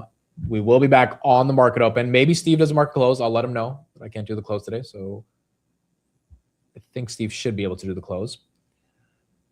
And we'll be back on Monday. Yeah, I'll let him know. I think he should be able to. Usually Fridays he's free in the afternoon, so I think he should be okay too. Word of the day. Let's pull it up. What do we got for word of the day? Are there any other major headlines? I don't see anything too crazy. We talked about the Trump interview from the morning. We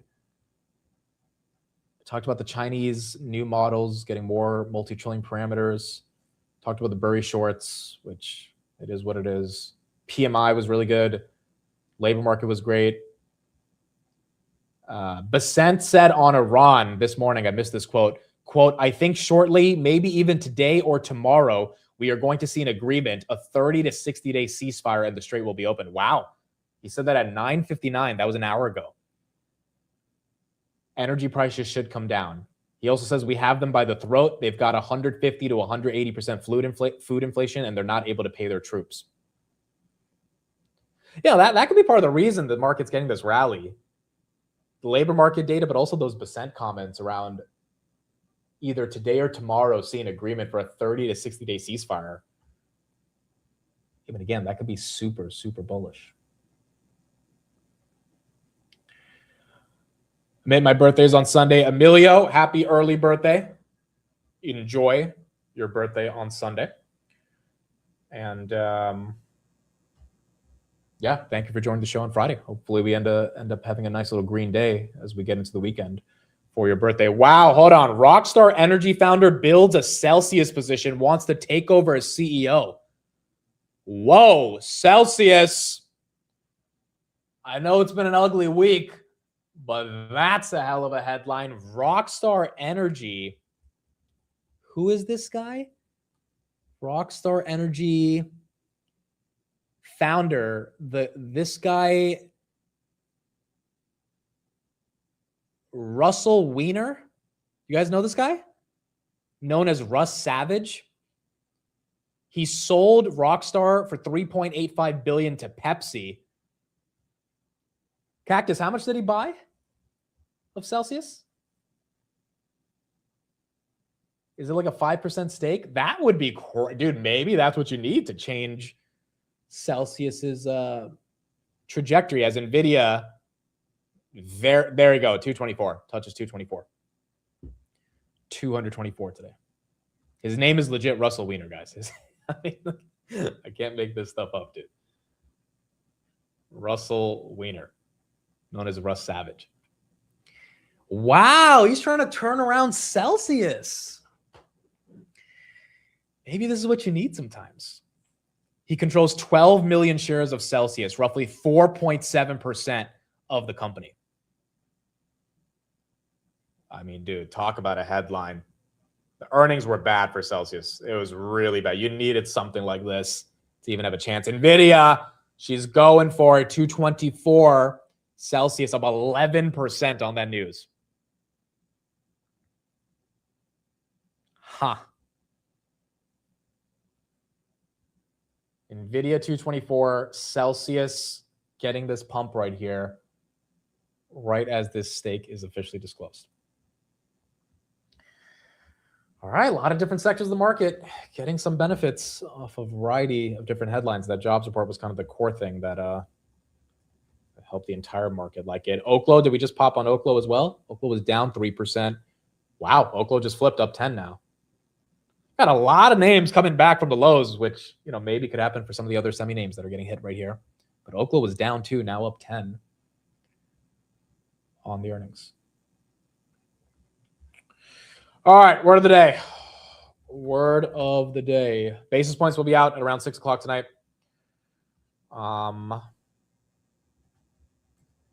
And we will be going from there. Again, no market close today. See if Steve can do it. Celsius is up based on this Rockstar Energy founder building a stake. And then word of the day, let's pull this up. This is what we've got. Percolation. The gradual spread of something through a complex system until it reaches a point where it can suddenly propagate everywhere. AI adoption spent years percolating. Oh, I know this word. Through the economy before suddenly becoming impossible for investors to ignore. Okay. It's not too crazy of a word. Wow, that is crazy, bro. This guy already built a massive energy drink company, and now he wants to take over Celsius. His stake is worth $300 million. He's going to try to go for being an activist investor and essentially getting the board to get rid of the CEO. And he's going to have to at least buy 10% if he really wants any level of meaningful control. There you go. All right, folks. Thank you all for joining. We'll be back on the market open on Monday. Again, an absolute crazy week. We had AMD, we had SpaceX, we had Palantir, we had just a ton of earnings that we went through this week. It feels like it's been a long week, to be honest, just given how many companies that we had. Yeah, we'll be back on Monday for the market open. Next week's a bit more of a chill week. You don't really have crazy earnings. You have Cisco, when you have Nebius and CoreWeave, those are important. You have HIMS, Rocket Lab, but not like your major big tech companies. Oracle, Broadcom, NVIDIA are going to happen towards the end of the month. NVIDIA's on August 26th. Yeah, that's pretty much it. That is what we got. It looks like S&P is going to close at an all-time high today. If this continues, S&P right there at 773, almost 774. And although individual stocks had a little bit of a tough week, overall, well, man, it's been a massive week. And a lot of names that have been, so look at NVIDIA, almost 225. A lot of these names that have been stuck for the year are starting to come back, which is very nice to see. All right. Thank you, everybody, for joining every day. I will see you guys on the market open on Monday. I'll talk to Steve to get into a close. I think Steve's about to be live actually right now. What do we spam Steve with today? Putting his link in the chat. What's a fun word, guys? Like a really fun word we can spam him with. And I'll let him know if he can do the close.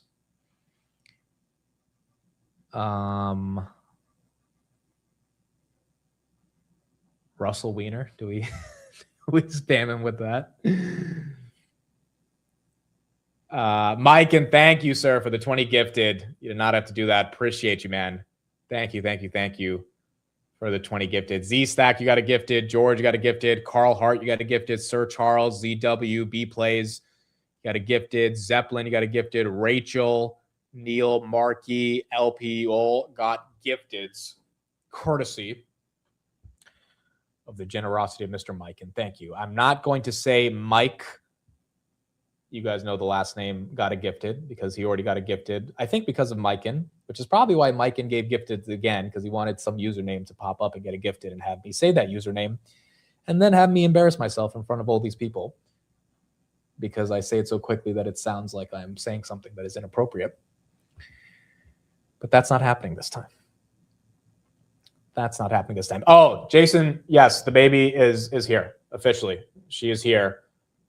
She's beautiful. He sent me a picture last night. He said she's bigger than my first. Definitely going to be a badass. I can already tell. She's in a rush to get shit done. Came out early, already breastfeeding. No NICU needed, perfectly healthy. So very, very, very happy for Mr. Jason. And next Tuesday, he'll be on to talk more about it. But I'm so happy that he got back from New York. Like there was a 20% chance. So there was an 80% chance that his wife wouldn't go into labor until September.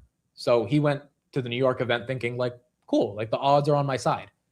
But he was really nervous because, you know, you just never know.